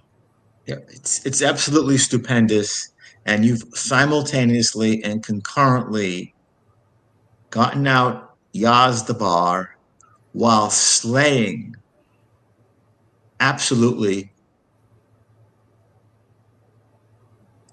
Oh, we lost Dr. Jeff there Well, for a the moment pretenders, after flying. But I will tell you that it is it's a thrill, and and one of the things too is that the thing that makes it so helpful is that we're able now to communicate all of this and interact and support it on a website, as opposed to trying to share this in the chaos of social media. Yeah. This is not something you could effectively share in the chaos of social media, but you absolutely can share as part of family. There you are, Jeff. What we're just talking about is the timing of this. Had we come to these insights 6 months, a year earlier, where we didn't have this website that were capable of communicating as family and being completely exposed to one another on this website, I don't think that these most recent revelations would have been perceived as positive. And now in this environment, they are. Exactly. What I was saying is that you've mastered the way to concurrently get Yah's word out while simultaneously and concurrently slaying every dragon, most magnificently, most recently in the last 24 to 72 hours with Hosha. And it's just you've cut off the enemies of Yah. Yeah. And you've done it in an eloquent way, Mhm. with the amplified way that has Mhm. been your style. Yeah, can you imagine being shoulder to shoulder with Eliah on the Temple Mount and being a 1-2 punch? I mean, it's gonna be quite a show. Yes. Yeah. It is gonna be- yes. You're not going to want to argue with us, I will tell you. And that's it's interesting that there is no glory whatsoever in these roles. You look at Eliah, he had such a tough life being pursued and hated and hunted that he ran away eventually and said, "No, God, you might as well just kill me. This is impossible. I can't do this job." You look at Moshe and he just said, "God, you need to kill me because this job's impossible." It isn't glorious. People think, "Oh, God chose you to do an important mission. You must be really hot stuff and important." And no, that's not the way the world sees you. What did you end the Shabbat episode with? That he's going to be beaten and bashed and die and yet not die. Right. Right. Yeah. In fact, it's going to be Job so I'm looking gruesome for. that the only way that God can allow it to happen is to have His Spirit take the blows. That's what that last passage had to say. But yeah, you're going to die. You're going to get beaten up by the ugliest, most despicable spirit and human in the history of spirits and humans. So there is no glory in this, although there is in the end. In the end, you're not seeking it, but in the end, when you've completed this mission, it's going to be, that's my guy. Yeah. He has your back. He has your We got back, it done. and he has Yeah. your soul. And again, I think of the word Dom. It just resonates so much. It's in the blood. He has your back. Yeah. It's one of the things that I've always pursued. Adama Para is Adama, mean the bloody red man of the earth, and all of that time, I hadn't seen it until last week. Wow. Adama is based on Adam, with a person standing at the end of Adam. So it's a person that comes after Adam, and the heart of the word is dam, which is the Hebrew word for blood.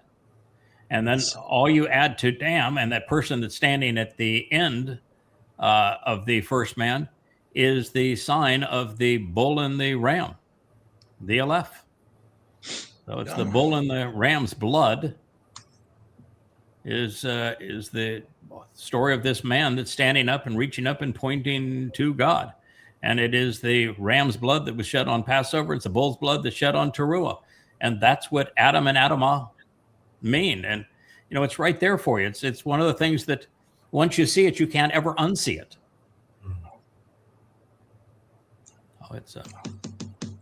That's a great storyteller, and we're honored to be part of his story. and we're working together as a team. And we now have a whole means that everybody can contribute together. And there's people making contributions. The fellow that I think grew up in Nigeria, I think he works now in New York City. He has a name that none of us can pronounce, but I think he's comfortable being called Ollie. And he's doing graphic videos that are just gorgeous. And then we have the animations and our logo that is done by a man that I've never spoken to, but I've exchanged emails with, who is, I think, as much an introvert, maybe even more of an introvert than Leah is. And yet he's just spectacular talent. We have, someone like Mariah, who's all woman, but boy, does she ever have a number of masculine characteristics in terms of reason and strength and resolve. And to see the elegance that she can contribute. And then you've got Matt with cats, who said, you can't have a life that's gone more wrong than his life has gone. And a life really without, you never hear of Matt's mother and father. And Matt becomes covenant, and he now has a mother and father. Yeah. And he has grown and matured, and he is just such a lovely human being, and such an example of what can happen if your life has stumbles, but you've got the character and resolve to recover from it. And you prove your worth, and he's just so much fun to be around, and is so dedicated to what we're doing. And it just goes on and on with, to have Perry and Rich just change their lives and move here. And, the jobs I'm having Perry do, I mean, it's detailed, it's fastidious, it's a lot of work. I mean, imagine trying to manage the AI reporter and then to populate the, all of these vlogs and blogs and invites and music. And, it's a lot to do. And, Rich is here from 7 in.m, sometimes to sometimes 8, 9 o'clock at night, devoted. It's fun. Yeah, and it's fun, but Rich has what I would call a servant's heart. The servant's heart is, I'm most fulfilled and happiest when I know I'm making a contribution and I'm focusing on what I can contribute to the family and the greater whole. You almost never find Rich saying, I have this problem or I need help with this. I think that's all of us, though. Right. But I think it is to a very significant degree to all of us. We're here to get It's something been an honor to sit back and watch all this happen, especially in this last year. Amazing. I mean, you have completely dismantled and destroyed every religious cliche ever written. They have. It's and true. Uncovered a story that's just for the few of us. Now it's on the record. Sometimes we lose perspective on this, but not only have we, over the past quarter century, translated more and came up with an entirely new translation format, an amplified translation of the Dead Sea Scrolls, of the oldest text, which no one's ever done before, either of those two. And then to have a commentary on them where you're able to deduce some 10,000 unheralded insights, things that are profoundly important in our lives and relevant, that no one has ever conceived before, no one has ever shared before, no one has ever spoken or written at before, and you've got 10,000 of them. And then that same undertaking is the only person in world history that has written comprehensive volumes disproving Islam, Christianity, and Judaism. You just think of the undertaking for that. I mean, no one's written anything like the 5 volumes of Christianity that systematically destroy every aspect of Christianity and do so for a reason. That lie has to be destroyed for the truth to be appreciated. And then to protect God's people, there's nothing in the history of the world that compares to goddamn religion, those 5 volumes. Or having the courage to say the first 6 chapters of Daniel is rubbish. And there's mistakes all the way through Daniel, except when the actual prophets speak, and Daniel's not one of those prophets. or then to say the entire book of Ezekiel is not only a false prophet, but it's satanic, and then to prove it. I mean, think of all of that. Again, or just to survive having written the most effective books ever on proving that Allah is not a god and Muhammad's not a prophet and that Islam is a terrorist manifesto, and to have countless thousands of death threats and survive them. Hazak and Gabor, and just kudos, Rich. You're the straw that stirs the drink, and just like Philea and Matt and Maddie and Moria, and of course Yada, and the whole lot of this family, I just say, Kol HaKavod. Kol HaKavod. It is kavod. It's significant. Yeah, and it's got God's attention because this is how he's conveying his message in the end. And for somebody that thinks that God's not going to stoop to work with the likes of us, I'm here to tell you that's all God has ever done, is to work with the likes of us. And if you don't like his approach, working with the likes of us, then you're not going to like him very much, because that's all he's going to do going forward. He's not going to change. He created us because he likes working with us. He even likes working with Kirk. The reason I can Kirk's kid the Kirk easiest is to get along my with. favorite. Everybody loves Kirk. So you can Kirk is kid the with most, Kirk, and it's not going to hurt anything because everybody loves Kirk. He's the most lovable. He's the most lovable. As your daughter loves JB. Yes, daughters love. But that is the beauty of God's approach. He just said, I created people to work through them. I want my message filtered and conveyed through people. I don't want to speak directly to you. As a matter of fact, God doesn't like people very much. Oh, that sounds. I get it. I happen to agree with him. I don't like people very much either. He likes individuals. Yeah, I want to go back to being an introvert when all this is over. What God realized, that when God says, "I regretted creating man," it wasn't because of Dode, because he's in love with Dode, who's Adam. So what had nothing to do with Dode.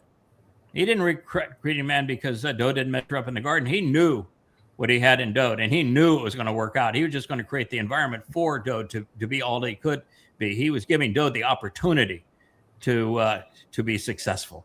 He is in love with Dode. But when he saw collective man, humans with a Nasama, when humans with a Nasama went from one or two to many, that's when he said, this is really bad. Because there's always some a-hole that shows up and puts himself in charge. Yes, and the gang all reflects the nature and the corruption of the a-hole that's in charge. Yes. So the history of mankind is the history of gang mentality, where the larger the institution, the larger the nation, the larger the kingdom, the worse they become. Individual men and women can be good or bad. They're usually bad, but they can be either. But there is no institution that's anything other than bad. They're all rotten. And that's what God recognizes. So God's not particularly fond of humans. I'm sure. I don't blame him. No, I don't blame him. I mean, it's a bunch of animals I think he likes a lot better than humans.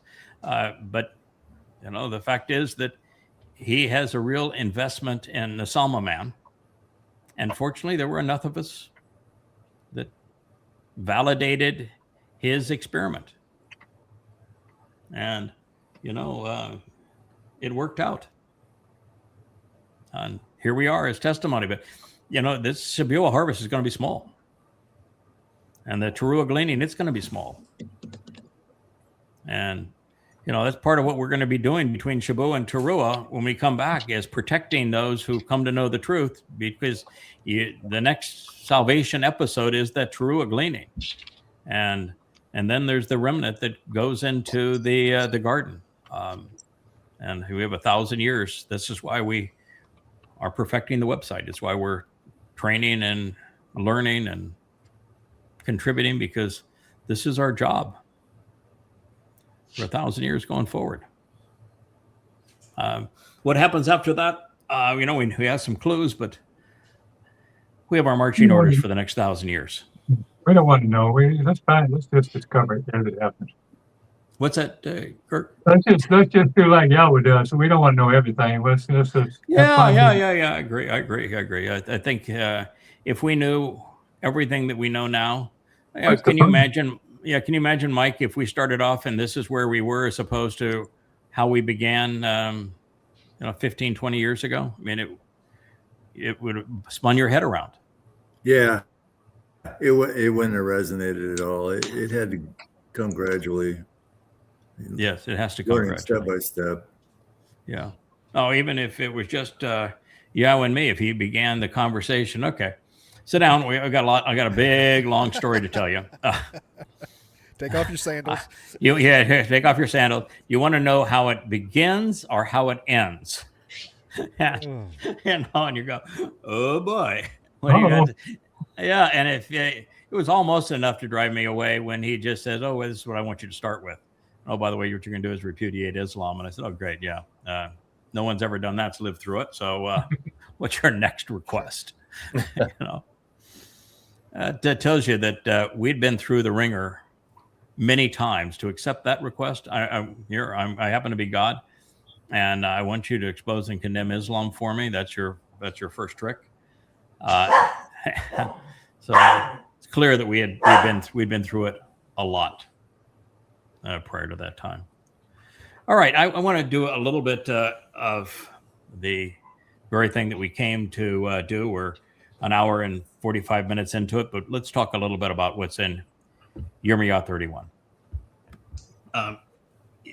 Yirma'yah 31 is written really like everything else that we have found in the Torah, prophets, and Psalms. It begins with something that draws our attention to the particular prophecy. This is the renewal of an affirmation of the covenant. That's what draws everyone to Yirma'yah 31. Oh. And then you have some teaching that's associated with that, like I'm going to do it with Yisra'el and Yehudah. I'm going to renew my covenant with Yisra'el and with Yehudah. And then it says something that's really shocking until you think about it, which no one seems to be willing to do, which is that this renewal with Yisra'el and Yehudah, which means it can't be with a Gentile church, which means Christianity is out of luck. It's going to be different. And then you say different. Well, why would it be different? You're not changing, are you, God? Well, it says, no, you got to read the next thing. It's going to be different than with when I had a shazak hand, a firm, resolute, uncompromising hand, and I essentially drugged my people out of Mitzrayim during the Exodus because they didn't know me, because they were way too hard-headed and belligerent to even for us to communicate. In fact, when I tried to communicate directly to them, they told me to shut up and go away. So all I had was, I just had to drag them out. Yeah. And he says, well, the renewal is not going to be like that. I'm not going to drag them out. I'm not going to be Shazak this next time. Profound in its insights. Everything about the, I'm sorry, I was just going to say. Go ahead. No, please. Everything about the covenant is the same. It's going to have the same parties. It's the same parties to the covenant. The conditions and the benefits are all the same. And like what you're saying is, it was really God's powerful and firm hand that underwrote that first version of the covenant.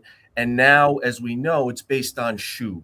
Completely different. You're going to have to exercise your free will, use your neshama to navigate to him, as opposed to him just acting very powerfully.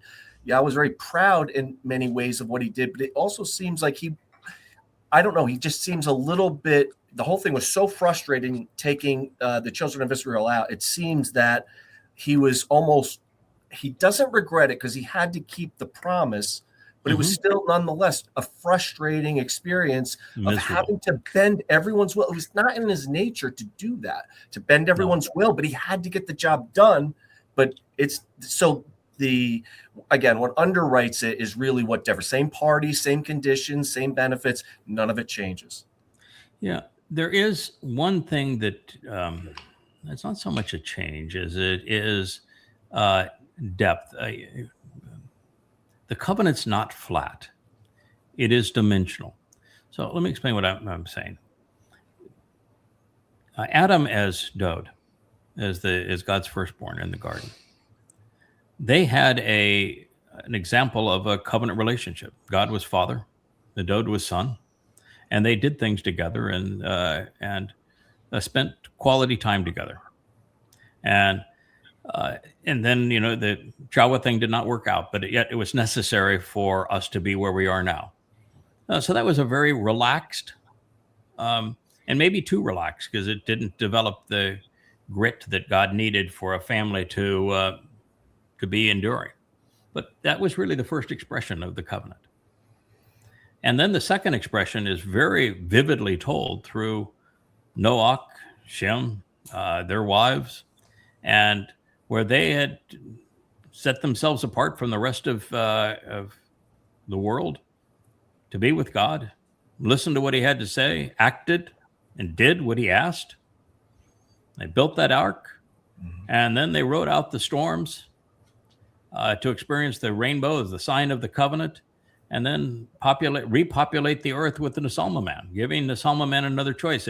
Rather than God just giving up on the whole human experience and say, this is a really bad idea, he worked it out with Noach and Noach's sons and their wives. That's a very much aboard the ark. That's a very much of an expression of the covenant. This one a bit more defined than the relaxed nature, probably over relaxed nature of Eden. And then you have the covenant explained again in the relationship between Abraham, Sarah, Yishak, Yahowah.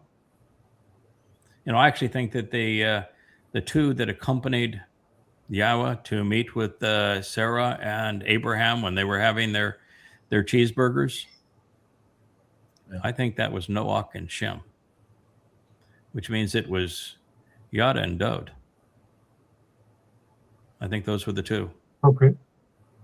Be really appropriate for God's story, because they're the ones that are ultimately going to bring the covenant to fruition. And so that whole family, mother and father, man and woman, coming together to conceive a child and raise a child under God's instructions with God's promises and conditions. That is the narrative for the covenant. And then it was all, verified, and Abraham showed that he could pass the test on Mount Moriah. I think that's the third very tangible expression of the covenant. And I think the fourth is that really horrid time where there's only one quality individual among them. But when Jacob, who I think was a bit of a weasel, I'm not a Jacob fan. I know that God has a different set of blinders than we have. God can see only the good in people and not in the bad in people. I'm not a fan of Jacob. But Jacob got hoodwinked into marrying Leah, didn't like Leah at all.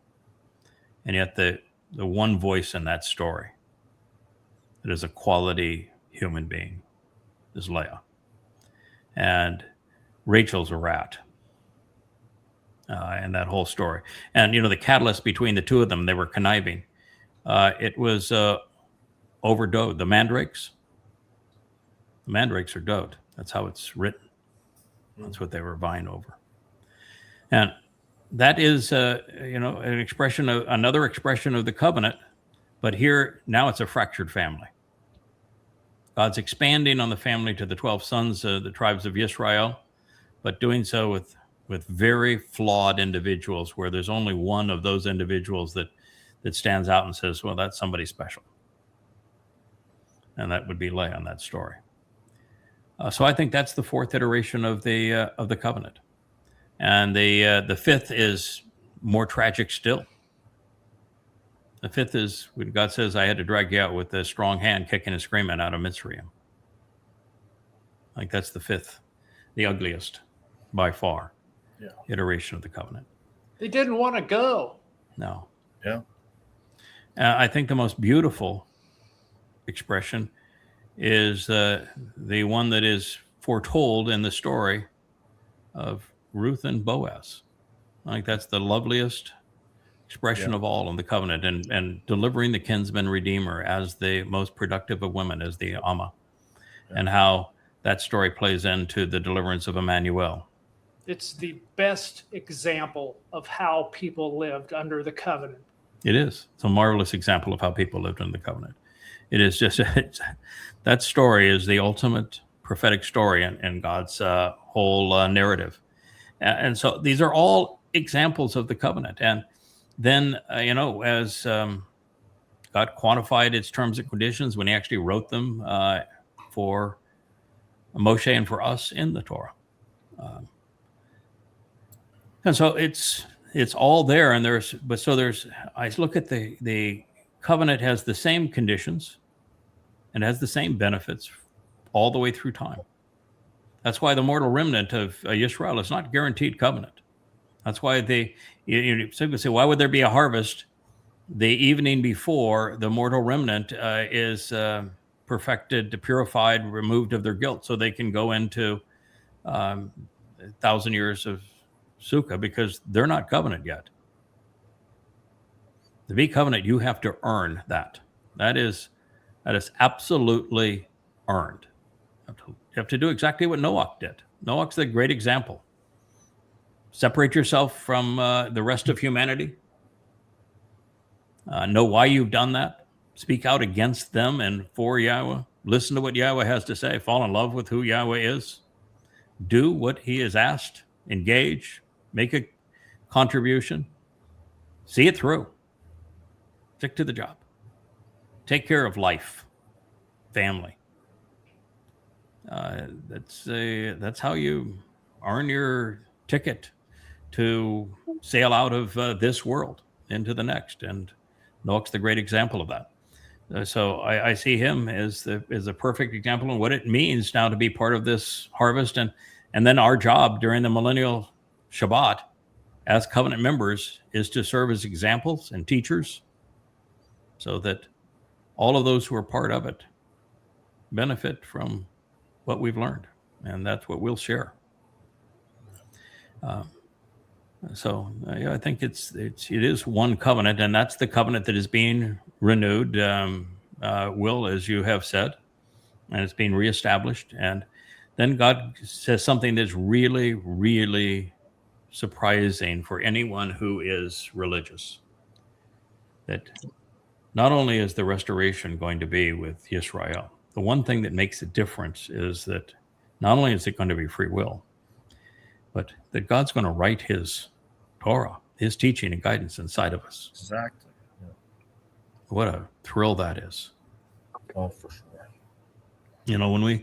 When we are on the Temple Mountain serving as witnesses, God's going to have a number of things there that are going to be very important to see. He's going to have the Ark of the Covenant is going to be there. The 2 tablets of stone will be there. The original autograph of the Torah is going to be there. And all of it's going to be there for a very specific purposes, in addition to the tent of the restoring witness. It's also going to be there.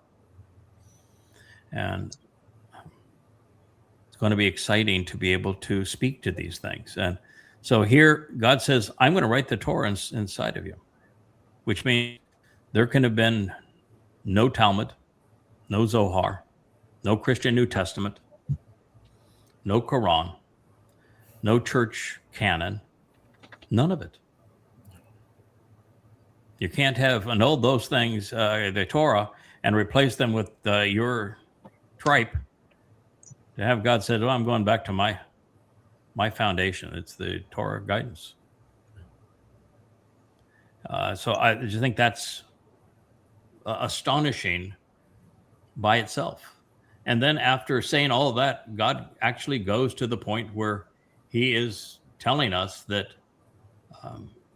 he's committed. He says, this is, I think, a really important statement. So he says, after it will differ somewhat from the covenant, which to reveal the way to the benefits of the relationship I entered into and cut, then established with their fathers on the day that I took them by the hand and overwhelmingly by overpowering the situation. Shazak, I showed an intense resolve and was inflexible to bring them out. Yatsa, you can say to drag them out, to draw them out of the realm of the crucibles of oppression in Mitzrayim. And then God explains why.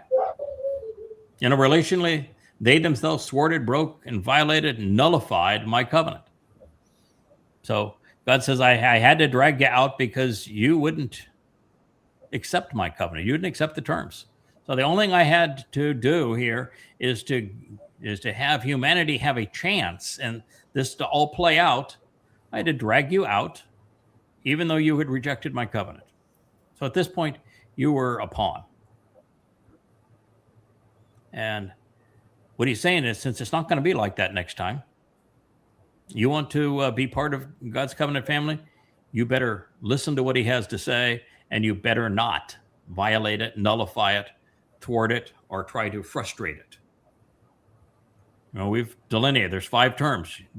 Better know what they are. And then he says, although I am a husband regarding them. Oh, what a beautiful thing. After somebody writes in the Mother Goddess cult in rebuking, trying to rebuke me, published these long diatribes on the fact that in the last word picture, the 31st Mashal, I refer to myself 3 times as Baal. And I'm using the term to say I'm there in support of my wife, and I'm proud of my wife and what she's doing with our beloved son, Dode, helping Dode get reestablished with Yahowah. And I'm there just to support. I'm her husband. I'm a nameless husband, but I'm her husband, and I'm proud of her. And to use that term Baal, which that's the primary meaning of the word. And then for them to spoil it, to take that tender moment and destroy it by saying, if you say you're a Baal, then you're Satan, by misappropriating the contents of what was in Yosha and Yirma'yah. And here, Yahowah himself says, I was your Baal. So you're going to call Yahowah Satan, or you just didn't think your plan through very well? Yeah. They didn't think it through. They never do. They never do. Lo yada, lo yada Torah, and they don't know about context, and they pulled it beyond their tuchuses. They did. And here's Yahowah saying, just to rebuke you. In this passage that they're going to cover next, I'm here to tell you, I was their Baal. I was their husband. And he even explains to you, if they knew anything about Torah, why he cannot remarry them.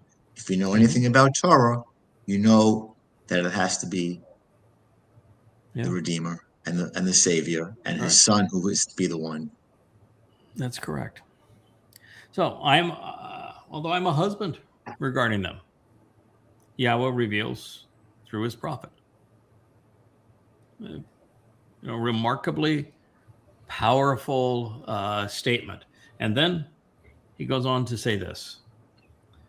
For this reason, now, this is the covenant, which to enjoy the benefits of the relationship, I will cut and establish karat with the house of Yisra'el, with individuals who engage and endure with me.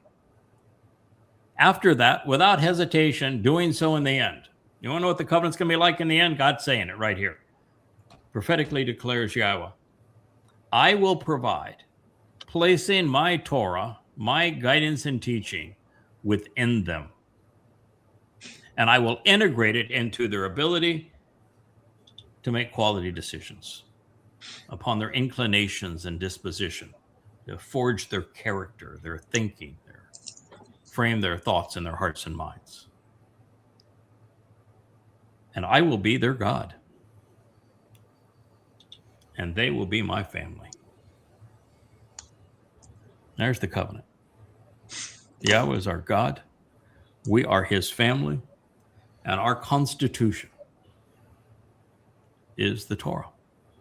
And it's going to be integrated into our very lives. When the Torah, God's teaching, is integrated into our lives, We are his children. He is our God. I don't know if there's anything more tender, more heartwarming, more assuring than that. I don't think you're going to challenge that, are you, Mike, in terms of fact check? That's pretty clear, isn't it? Yeah, it is. Yep. I'm going to write my Torah inside of them. So in the first statement, this message was directed to Yisraelites in Yehudim. And as we progressed, the audience was reaffirmed when God spoke of your fathers, speaking to the same people who he brought out of Mitzrayim. And then he identifies those who are slated for restoration as Yisra'el. And that is because Yehudim is a subset of Yisra'el, is it not? Yep. And so if you've solved the rift, because there's a lot of rifts. There's the rift between Jacob and Esau. And I think that rift is solved with the man from Edom. And then there's the rift between Yehudah and Yisra'el when they went to war with each other. It was a civil war. It started, almost immediately after Solomon, to the point that they were literally warring with each other. And so at this point, God's saying that war's over. They have a lot to reconcile. Yeah, they do. There was a busy war time. between Benjamin and all the other tribes also. Yeah. Yeah, Yah has chosen for that reconciliation to roast a bull and not a mouse. There's a lot that needs to be resolved. So he picked a really big animal to do that. So the preeminent pronouncement required by Christians to justify their New Testament doesn't apply to them. And by the same token, with the incorporation of the Torah into our lives, the Talmud toters are done too. Now, also, one of the things that's very good, if you look at the details, we know this prophecy applies to the last days, to this time before Yahweh's return, and we're now just 7 years away. It's the last days right now. It's Akar. You've done your homework. Akar means last, the end. So it's now. And which also means that this couldn't apply to a new covenant 2,000 years ago, because that wasn't the last days, was it? Oh, Oops. that's the thing, huh? So we should never miss the fact that even now it is the Torah that is being written inside of us. It's a frontal assault on all religious texts. God's going right back to his foundational text. And then we read this, which is just so, I don't even know I have the words for it anymore. I'm just going to read it and we'll deal with what it says. It says, once this covenant, I am their God and they are my family, because I've written my Torah inside of them. As God says, they will not teach any longer as an individual man to his fellow countryman or companion, as an individual person to his brother. Wow. To approach, say, choose of your own accord to Yahowah.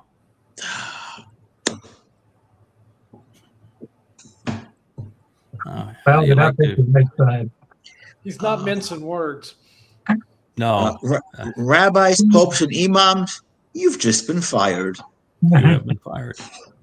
Yeah, everyone. Popes, pastors, priests, imams, rabbis. Well, you're not going to be around by this point. You're all gone anyway. But exactly. Everyone's replaced by Yahowah. And what's so amazing here is that not only did I come up with the title Yahowah for this series of books 25 years ago without knowing that this was written,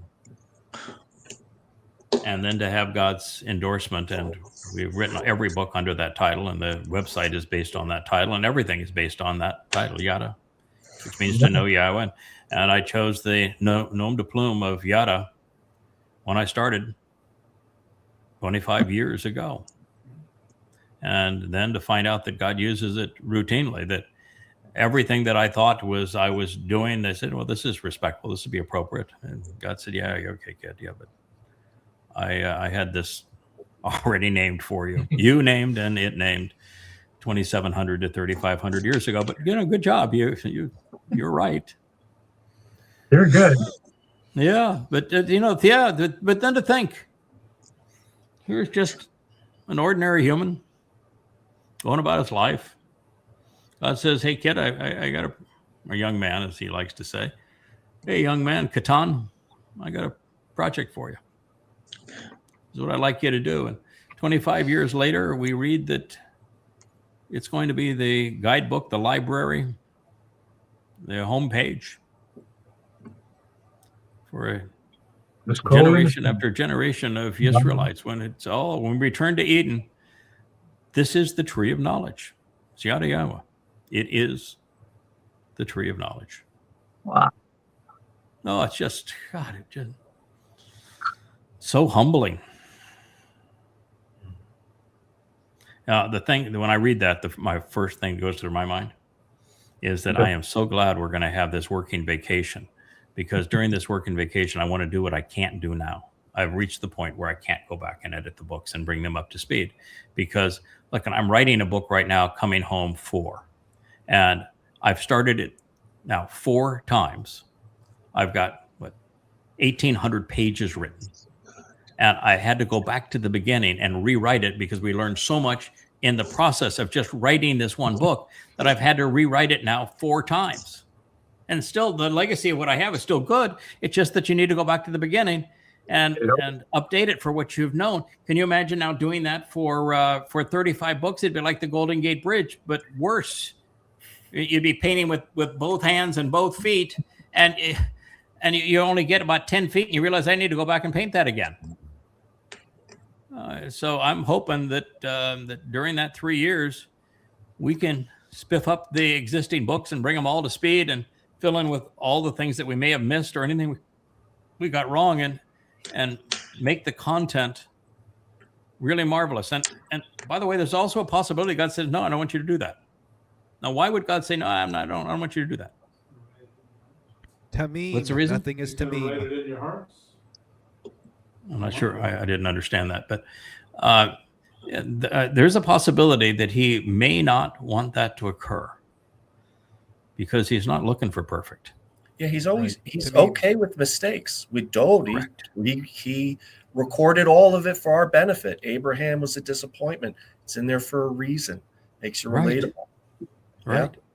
And so it's important to see that we have grown. Yeah. And we don't have any mistake in any book that is harmful to Yahowah, the relationship to his people. They're just incomplete knowledge and more complete knowledge as we went along. Yeah. Not so much as a mistake, it's just incomplete. And the more you grow, the more you learn, the more the fuller the message becomes, the more complete it becomes. And complete is actually the meaning of tamim, the word that is rendered as perfect. Okay. It just really means complete. If Yahowah is not omniscient, does Yada have to be omniscient? No. And plus the fact is, you're a pretty good wordsmith there, Dr. Jeff. Is complete the end or the beginning? So would you complete at the beginning or would you complete at the end?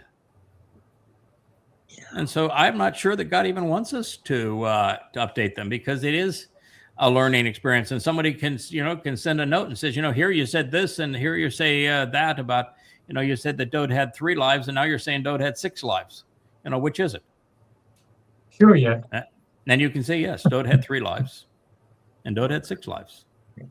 Well, look at how we bask. Look at how we bask with just awe and just it's euphoric in the growth and knowledge that we get. I think he wants his children to experience that as well. I think so. I was going to say, I think that's why I say it. Kind of seeing the journey and the progress as it went is important. We've talked about some of the stuff, people come to it today would never believe it, but having went on that journey over the last 20 some years, it's a lot easier to understand. It's a lot easier to incorporate. I think going forward, those people are going to need that as well. Yeah, I would say it's even not just easier to incorporate. It's just like when you and I first met, JB, and you heard me say things that resolved the conflicts that you had against religion. And I said things like, there are 3 destinations for human souls. Not all souls go to heaven or hell. Most souls simply dissipate at their end of their earthly existence. I'm the only person in the history of the world that's come up with that thought. And it's consistent with Yahowah's testimony, and it resonated with you. And the next thing that resonated with you, it was the only author who was also a frequent guest on radio programs, so I was very much out there with what I had learned and said. And I was willing to correct myself. If I had incomplete knowledge or I learned something that was more complete, I would share it. And I would correct the record. And you had not encountered somebody that's pretty public as a figure at that point that did that sort of thing. Now, most public figures, if they're shown to be wrong, they just double down. They double down. And so those things turned out to be the catalyst for trust going forward. So why wouldn't they be the catalyst for trust now?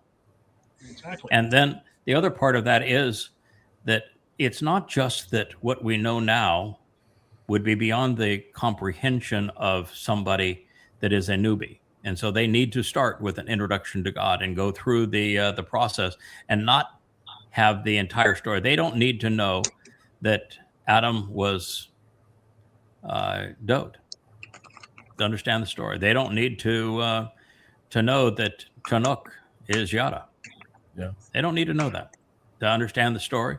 And after time, they become more familiar with God's story. It isn't just that they can understand it with more knowledge. It's just that it gets to the point where, and I can say for certain this was true with Rich and I when we began to discuss this. And what we just both looked at each other and said, it has to be this way. The only way for God to stay in character and for the plan to play out. It's exactly as it had to be. And so it's not just that you're in a position to accept it. You realize it's a necessary ingredient.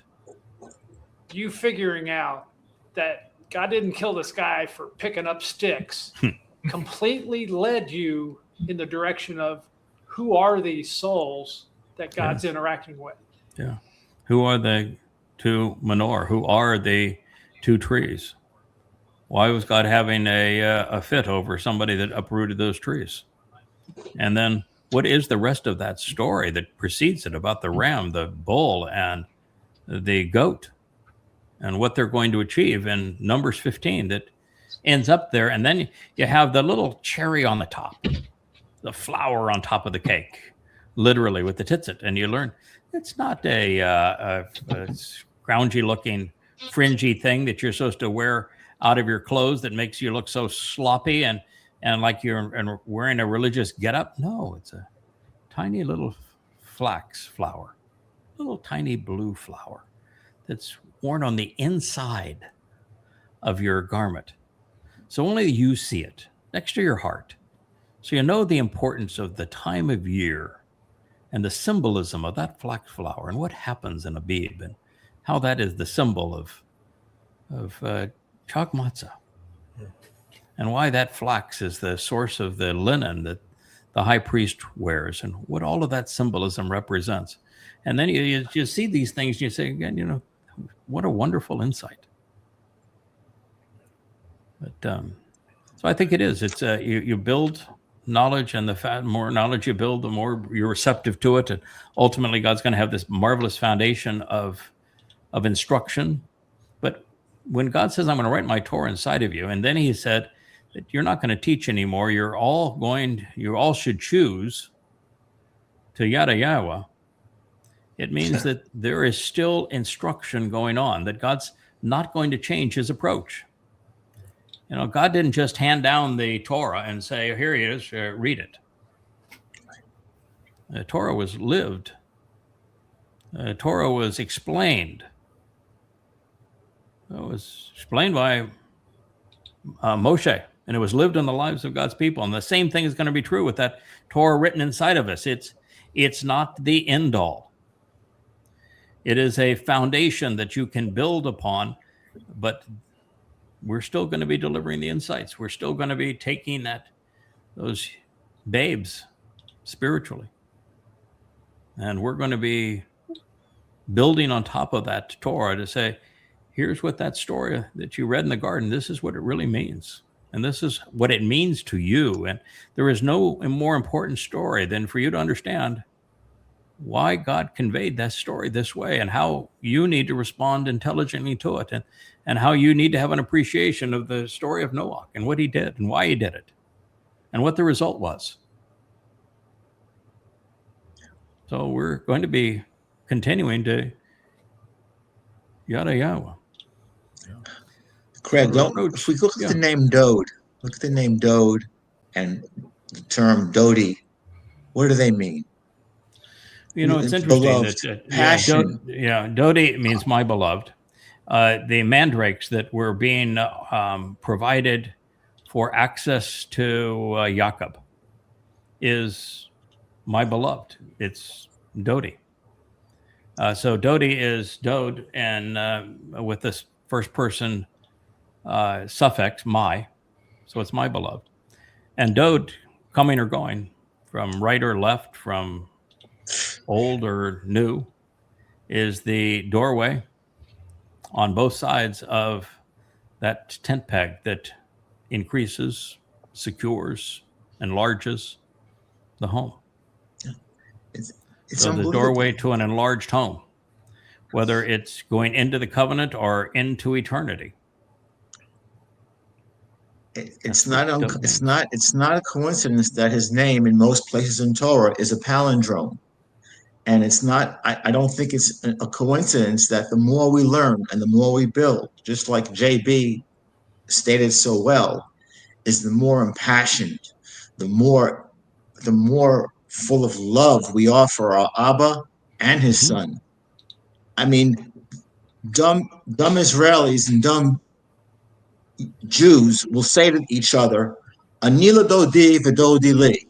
I am my beloved and my beloved is mine, not knowing what the hell they are speaking about. Right, they don't. Jeff, I would classify myself as being overly rational and underdeveloped emotionally.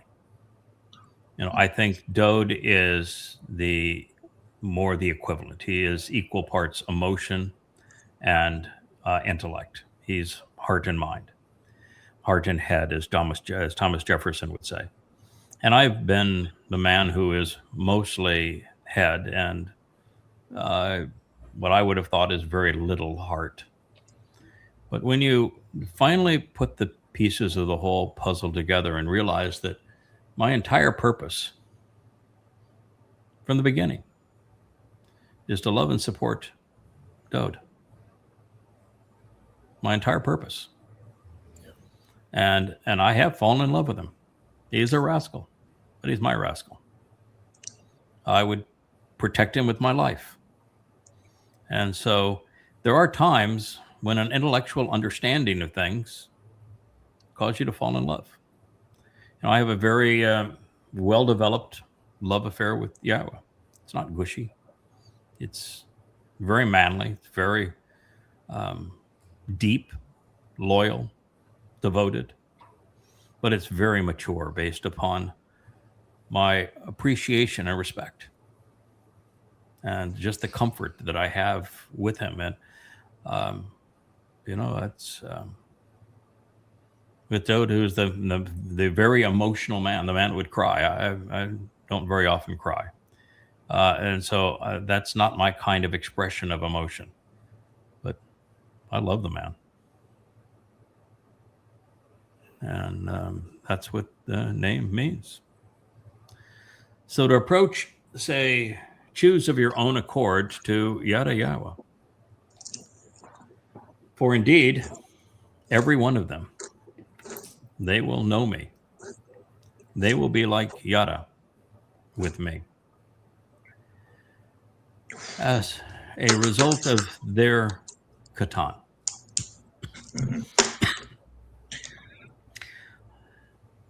Who would have recognized this until you God says, okay, you're working on writing this Coming Home 4. That's a good project, young man. I like that. Okay. And, I'd written a 700-page book beginning with the 30th through 31st Mizmor. I translated them. I've never shared them with anybody yet, but I've done my translations of them. Wrote a whole book starting off there. And then I started writing another book based upon the last word picture because it was so transformative in our lives. And then I started writing again because I wanted to tell the story of the Mayor. And here it is. Be like Yada with me as a result of their Qatan. There's two Mayor. One is Qatan. And to see it here, associate with Yada and Yahowah, and that they're all going to know me and be like Yada with me as a result of their Qatan. That's the Qatan Mayor. It's the younger, the lesser of the luminaries. That's the one that reflects the brilliance of the sun. Oh, you want to tell me that's by coincidence that he decided I'm going to use Qatan there? No. Or that it was just to humor me that all of these years, how many times have I shared with you that every time that Yahweh and I have a private conversation, he always refers to me as young man. And I'm saying, oh, come on, God. I'm not a young man anymore, but I appreciate that. And then finally, you realize I am the Qatan. Yeah. He's just waiting for you to catch up. Just waiting for you to catch up, huh? I always thought my processor worked at pretty decent speed, but man, you got to be up early in the morning if you're going to keep pace with Yahowah. Well, just think about this: to honor and respect Yada in his greatest moment as the Adam of Parah, as it's manifesting. Look who eclipses whom at that moment.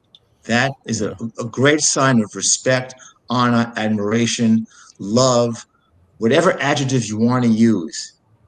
When the moon eclipses that sun for that moment as the Adam of Parah fulfills his destiny.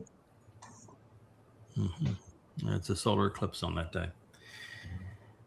So, they will not teach any longer as an individual man to his fellow countryman or companion, as an individual person to his brother, to approach, say, choose of your own accord to Yahowah. For indeed, every one of them, they will know me, being like Yada to me as a result of their Qatan, as the as the restoring witness to the eternal testimony of, excuse me, hard me even say this stuff, as the restoring witness to the eternal testimony of their Gadowl. They're going to be like Yada to me as a result of their Qatan's restoring witness to their Gadowl. Gadowl is Dod. God said it's all going to happen in Yahowah.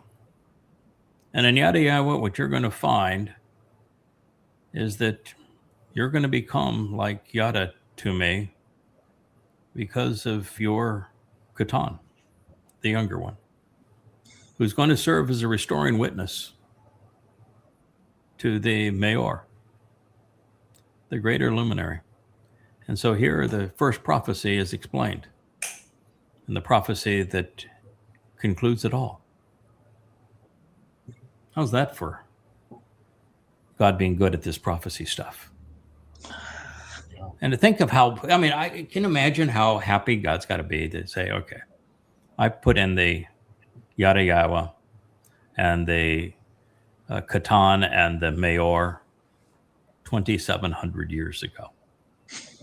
And I knew that he wouldn't find it and wouldn't share it until just the right moment. And then, wowza. Isn't that something? Thank you. It's good. Oh, he's so good. It is. Ain't fair.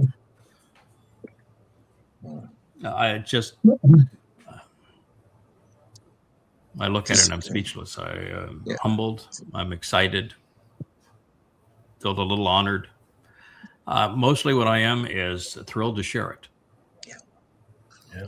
Thrilled to share it, explain it, to live it. We are that moment. To say his timing is impeccable is the greatest understatement in the world. Yeah. He's really good at the timing thing. God's really good at a lot of stuff, and stuff that we don't typically give him credit for. I mean, I know that sounds silly, that he's good at a lot of stuff. Yeah, he created life, and there's some aspects of life that are really, really, really good. I think that woman was the greatest invention of all time. But God's got some things that are really, really outstanding. But one of the things that is just remarkable about him is that he prefers to share credit rather than to accept credit. He's saying here that you're all going to Yahweh, you're going to be like Yada to me, and Yahowah, and that this is because of your Qatan and him reflecting by his restoring witness the Gadowl. And so he's crediting his two guys for delivering this result. Now, what did his two guys do? They made themselves available, right? They devoted themselves to the fulfillment of this. They gave it their best effort. And quit. But it's God that did all of the heavy lifting and made it all possible. But he would prefer, much prefer to share the credit. He gets more enjoyment out of saying, that's my guy. That's my kid. I'm proud of him. He did it. I knew these guys could do it, and they did it.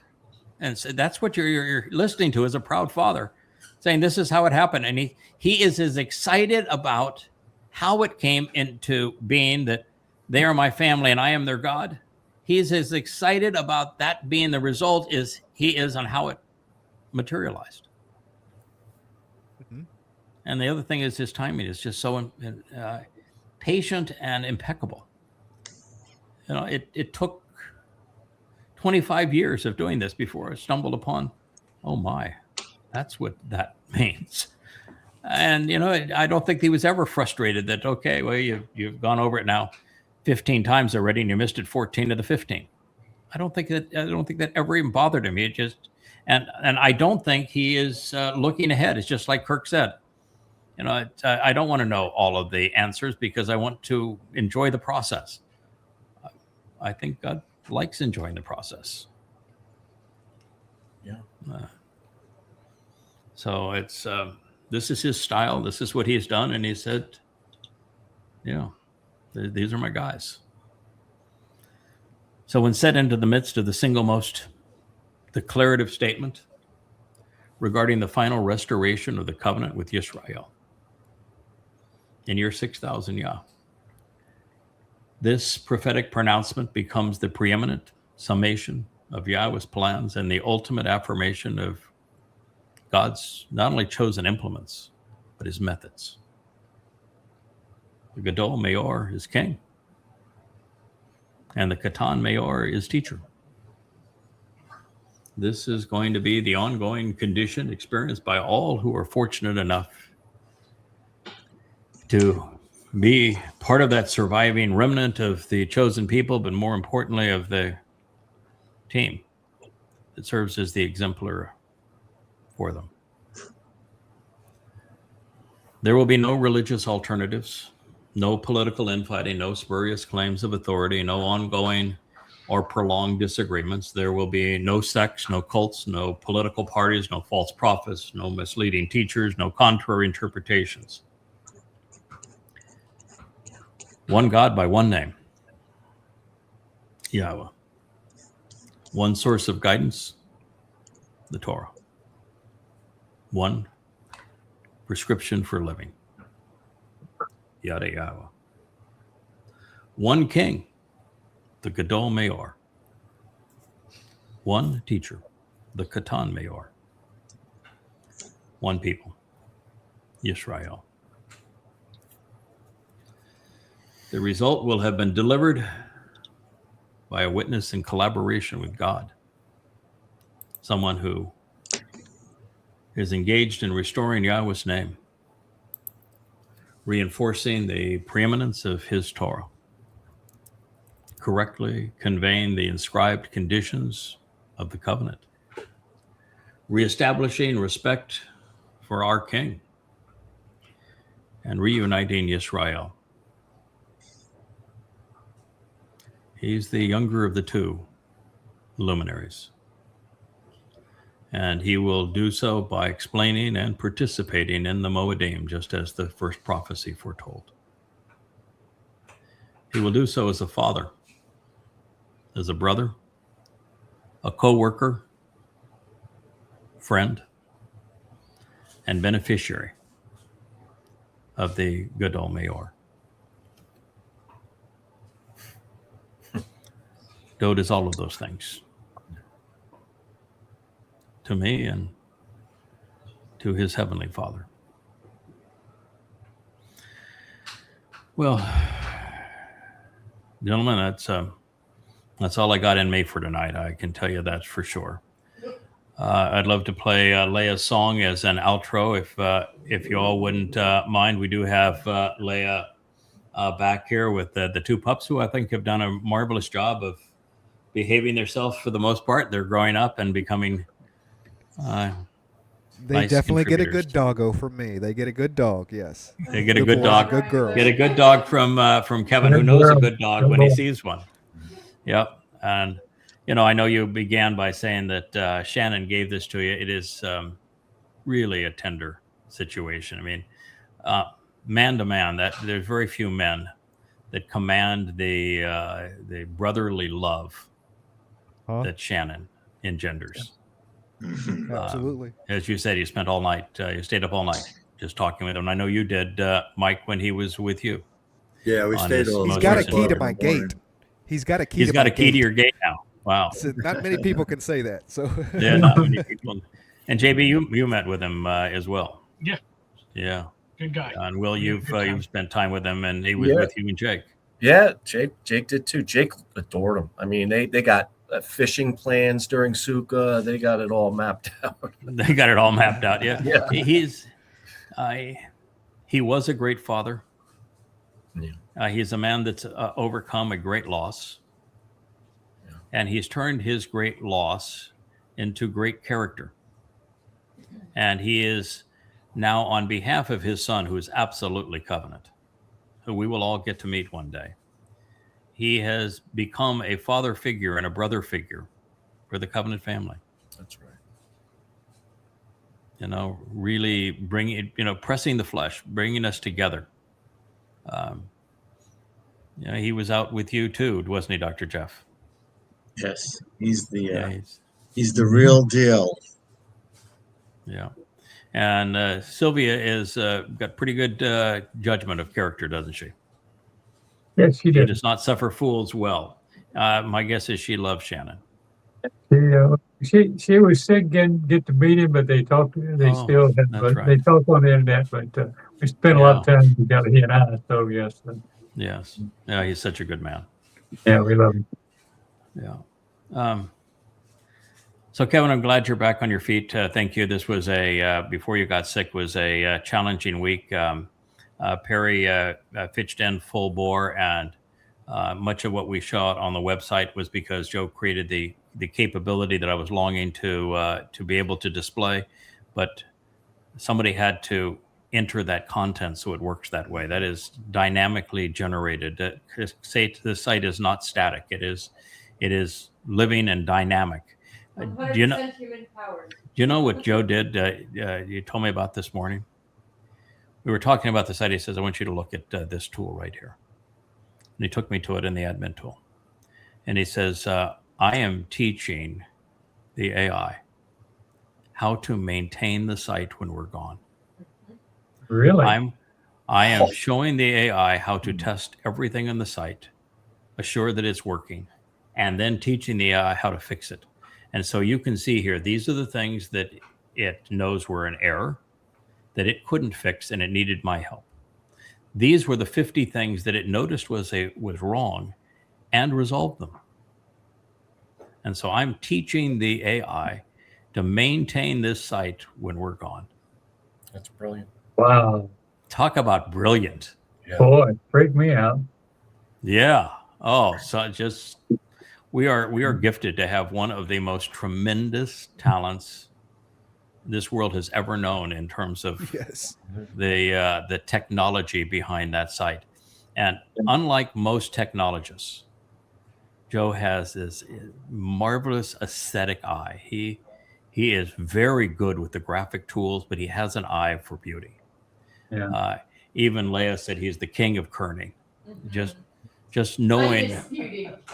Oh my goodness! And most people don't even know what kerning means, but if you've done marketing as long as Leah and I have done marketing, you know what kerning is and why it's important. And Joe has an aesthetic eye for it. And if I say, Joe, I want you to do this, and he'll say, I don't like the way that looks, but I can give it to you, but this way. What do you think about this way instead? It's always just beautiful.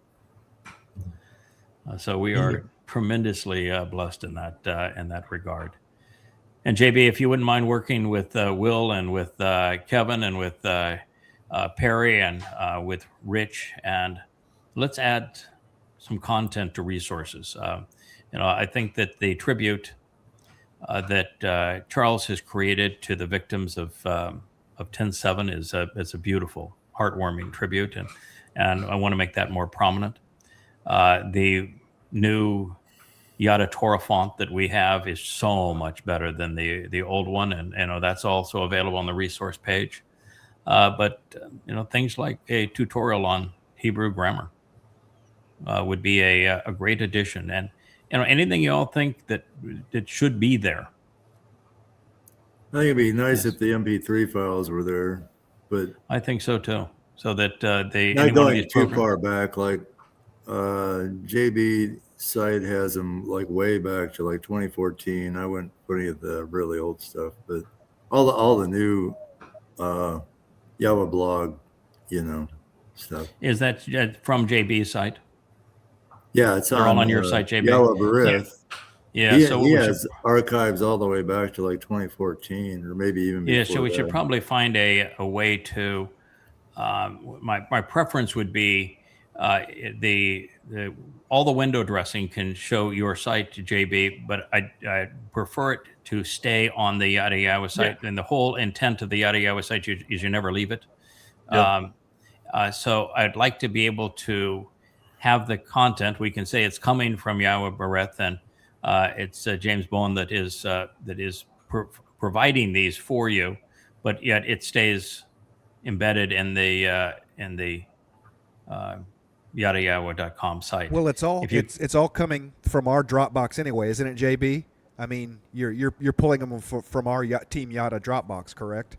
Well, I copy them to my computer so I can compress them down to a smaller file size so that they don't take up as much bandwidth to download since it's just audio.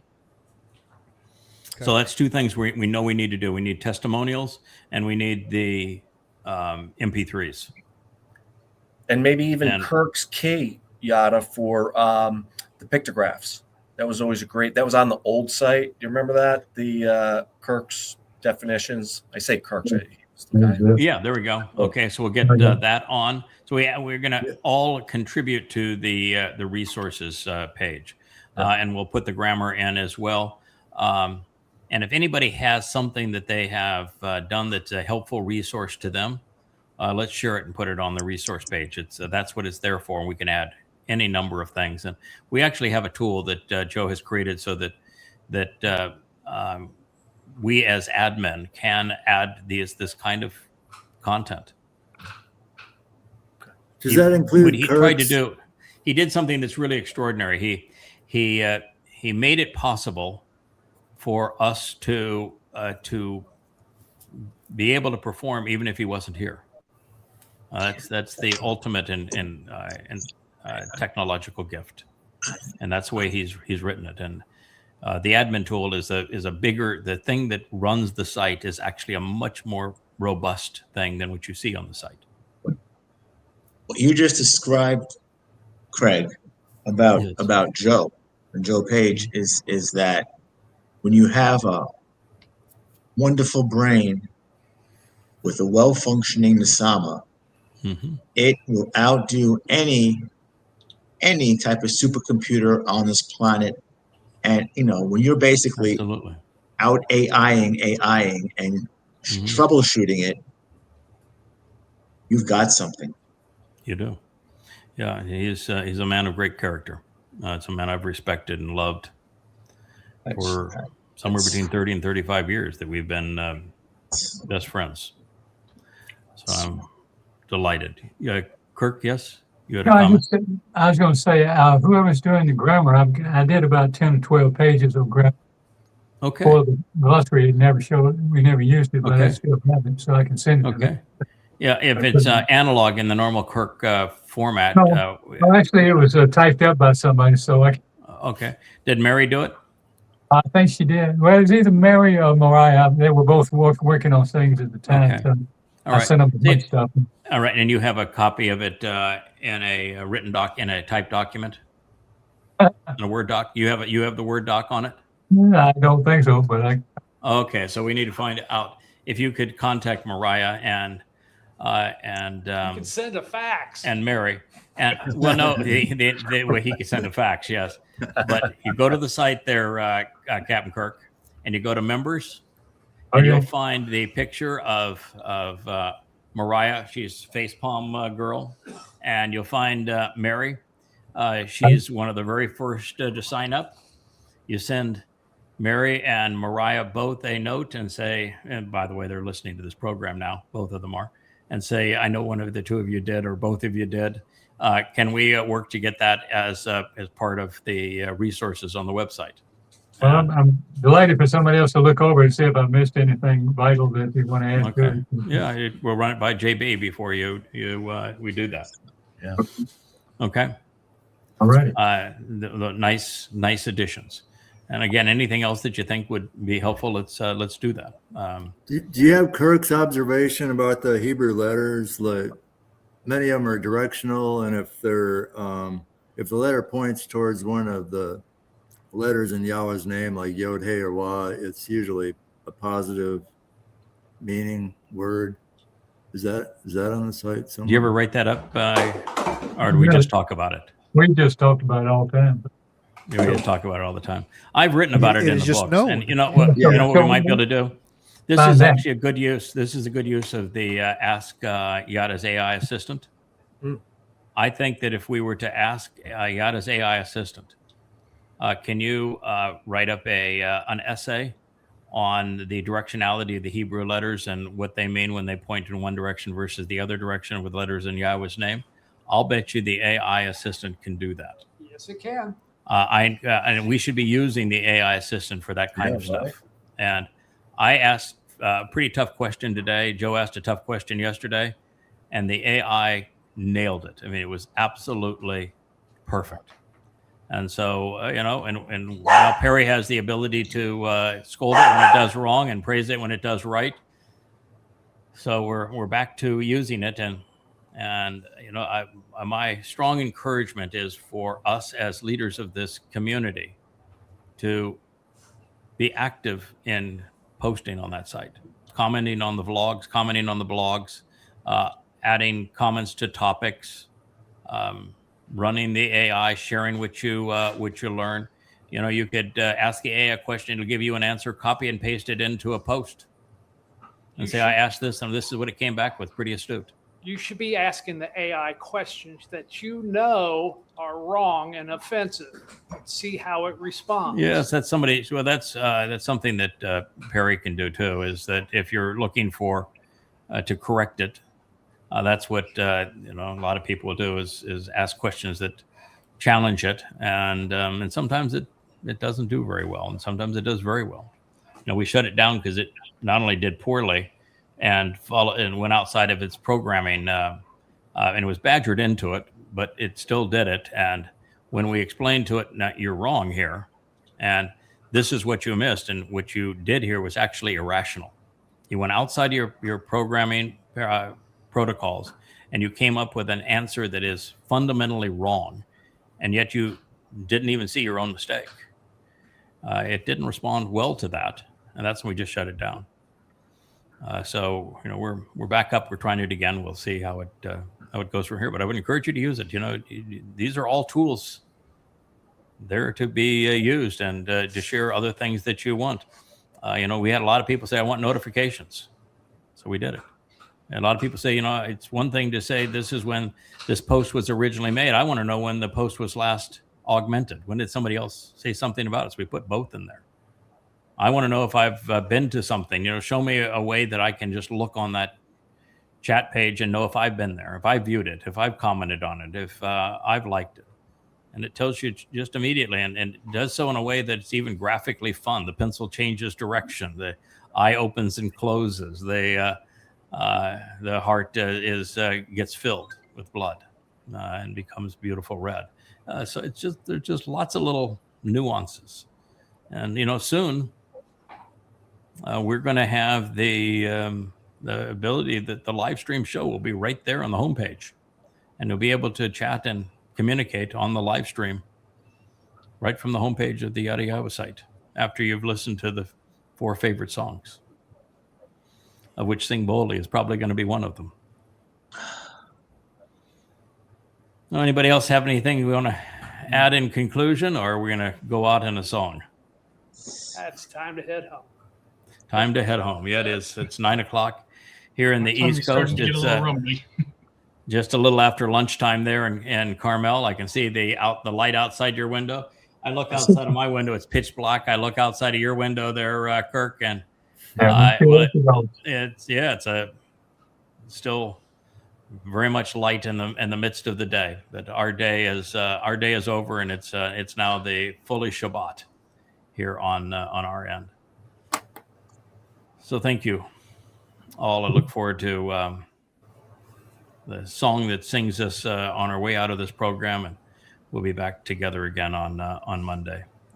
Glad you're healthy again, Kevin, and Kirk. You're looking stronger every day, so I hope you're feeling better. Good night, everyone. Good night.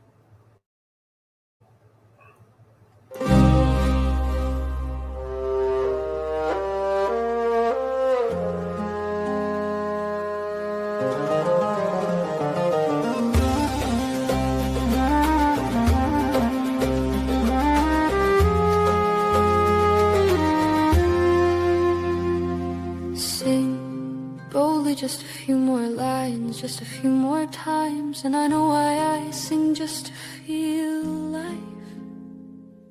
You are my song in the garden, drunk on honey wine, roses and marigolds. I knew you before time took hold. I sing and divulge it all just so you might notice, but instead you connive, you don't hear me out. It's not that you're cruel, you are lame and blind, and you do not see that the beauty in me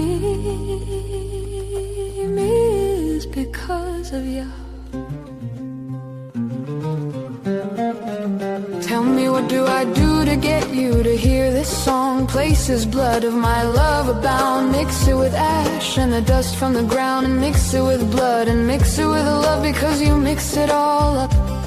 It's the price we pay for being wrong. Tell me, when will you get it right? Get back the eye just to get it right. Do I have to crawl right through time, or did you notice when I spoke in your ear all the things you have not heard? I've been dancing in your silence, I've been learning while you are stagnant. I've taught you to garden and I brought you fruit. I've been listening while you turned away. You act like nothing's wrong, even when I sing this song. Yet you decay and waste away.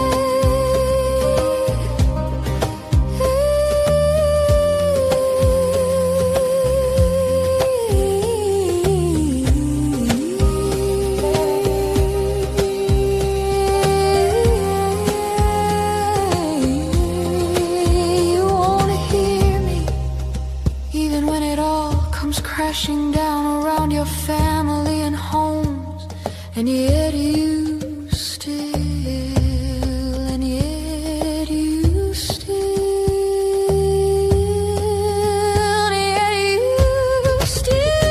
do not know what's wrong, what's going on. I'll sing to you in Babylon.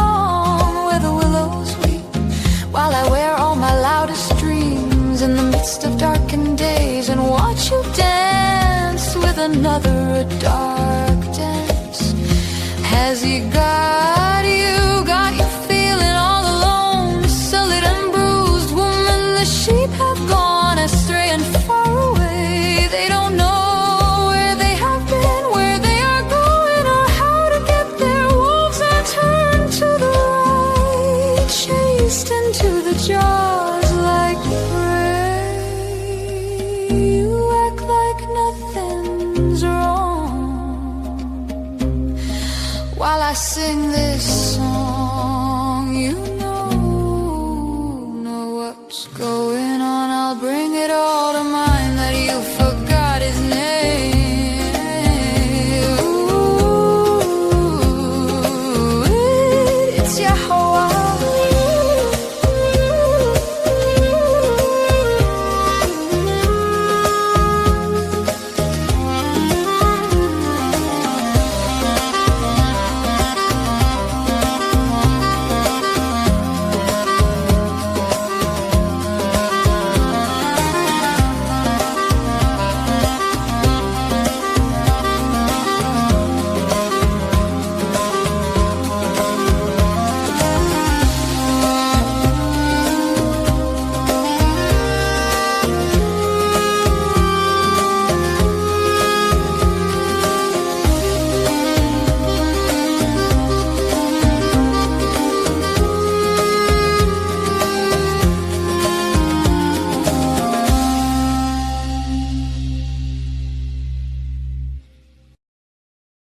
Hey there, thanks for tuning in. That was Fetch. Gotta run now. Catch y'all on our next podcast.